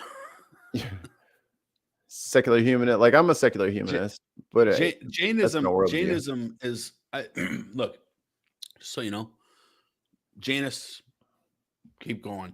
Like they don't count in anything as far as like Jainists are like the most benign religion that there is when it comes to, they're imposing their will on others. Not the Scientology people. What the Church of Science? Oh, they're the worst. No, not the Scientologists. Not them. Stop saying them. Oh, the other one. It's like the Church of Science or the Science Church of something. And they don't even have like churches. They have like libraries. And then you know what you do? You go in there and you just read. They don't even talk. I don't know that church. Hold on. Because somebody did a deconversion. Church of Science. Christian The Science. Church of Science. No, Oh, the it's Christian Scientists. Yeah. Okay. They have a big magazine. That's all they do. They just go. They don't have no music. They don't do shit. They don't have no food. Ain't no preaching. They just go and read books. I don't even remember there being a section in my studies about Christian Scientists. I think of all the like what 200 or 300 deconversions we've done, I think there's only been like 2 that were Christian Scientists. Only a few. Out of the hundreds. All of the religious groups, that's probably the one that I know the least about, to be honest with you. I know almost nothing about what their philosophy is. Read books, man. I think they have some weird do, thing where like but not on that one. I think they have some weird thing where like I don't know. I can't remember. It's been too long. That was like a year and a half ago. Read another book.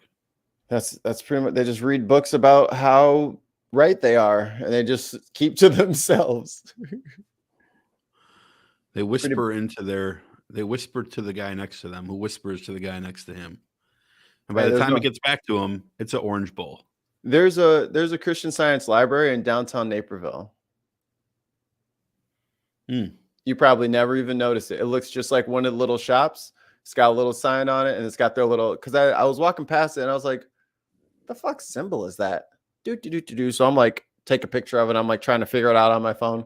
Fucking 10 steps later, there's their fucking sign for the door. I was like, "Oh, for Christian Science thing." Okay. You walk in and hey, what's going on here? Hello, hello, come in. What are you guys selling? Then he's just like your unborn child. Come in. Time to finish you off. Coming in to finish me off in the night. We hear that you're an atheist. Welcome. We do need some bloodletting. Did you know God believed in science because he created it? That's probably something that they're on. I don't know. It was a lot. They had a lot going on over there. Galileo worship is probably what they do. They worship Galileo. They just build those weird like helicopter machines that he was trying to make out of wood. That's what they hold their congregation. The self-flying machines. Oh wait, that was Da Vinci. Yeah. They read him. Oh yeah, too. that was Da Vinci. Yeah. They read him too. They're all holding little Galileo wooden telescopes. They got looking at each other. Bunch of sundials and shit. Hey, what's up? Nice to see you. It's just toilet paper rolls. That's a nice zit. It's like that you can't see any. That's not magnifying anything. Those are clearly paper towel rolls that you got out of the bathroom. You're with supposed some saran wrap. Yeah, it just red tape. It was the only tape you could find. It's all he could find. So he just taped them together. This is my telescope. I can see the stars. They write like Astro on the side of it. Yeah, it's NASA, but the A's are upside down. It's cute. They're trying. Nibs. It's their science. But yeah, we don't have a human. Who's on to raid? Who's on to raid? Find us someone to raid. Michelangelo.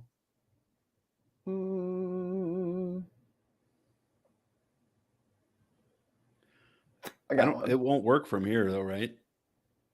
What do you mean? If you type it into this chat, the exclamation point. No, you gotta do it in the Twitch screen. And it's exclamation point, raid, space, and then the name of the. No, it's not exclamation point. It's the question mark slash. It's question mark slash the word. No. Raid, The slash with the question mark on it. That one. Oh, okay. Gotcha. / All right. Yeah. / raid space. And then, right. Yeah. Yeah, I couldn't remember what it was the other day. I was trying to click an exclamation point. I'm like, this isn't working. I keep chatting with myself. It's not going to work. You can keep trying it. It's looking at him like, that's not the. I want to help you. I want to raid. I really do, but you Can got to push the Streamlabs right just button. get like their own Alexa, call it like Genie. Genie, raid Mikey Famine. No, you don't want that. Because you like to read everything in your chat. I do. You'd I'm be a raiding. chat engager. Yeah, you'd be raiding all over the place. As soon as you get a voice command in there, they're gonna be tricking you into saying that word left and right.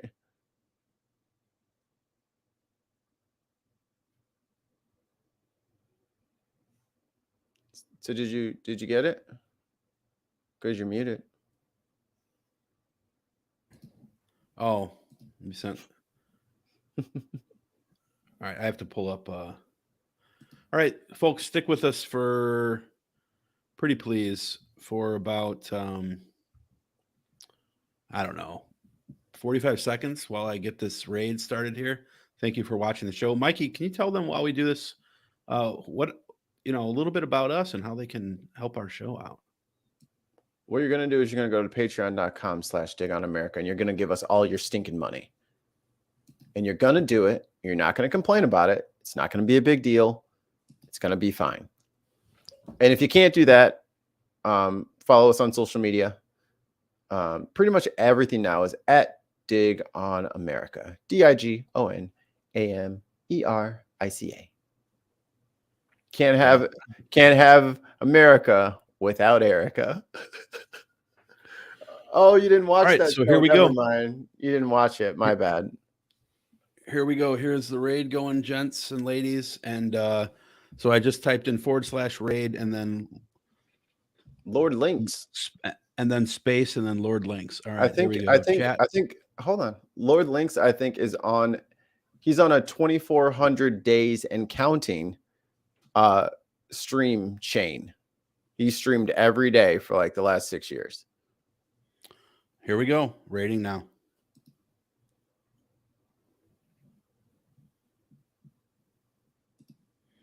And YouTube. See you later. Bye.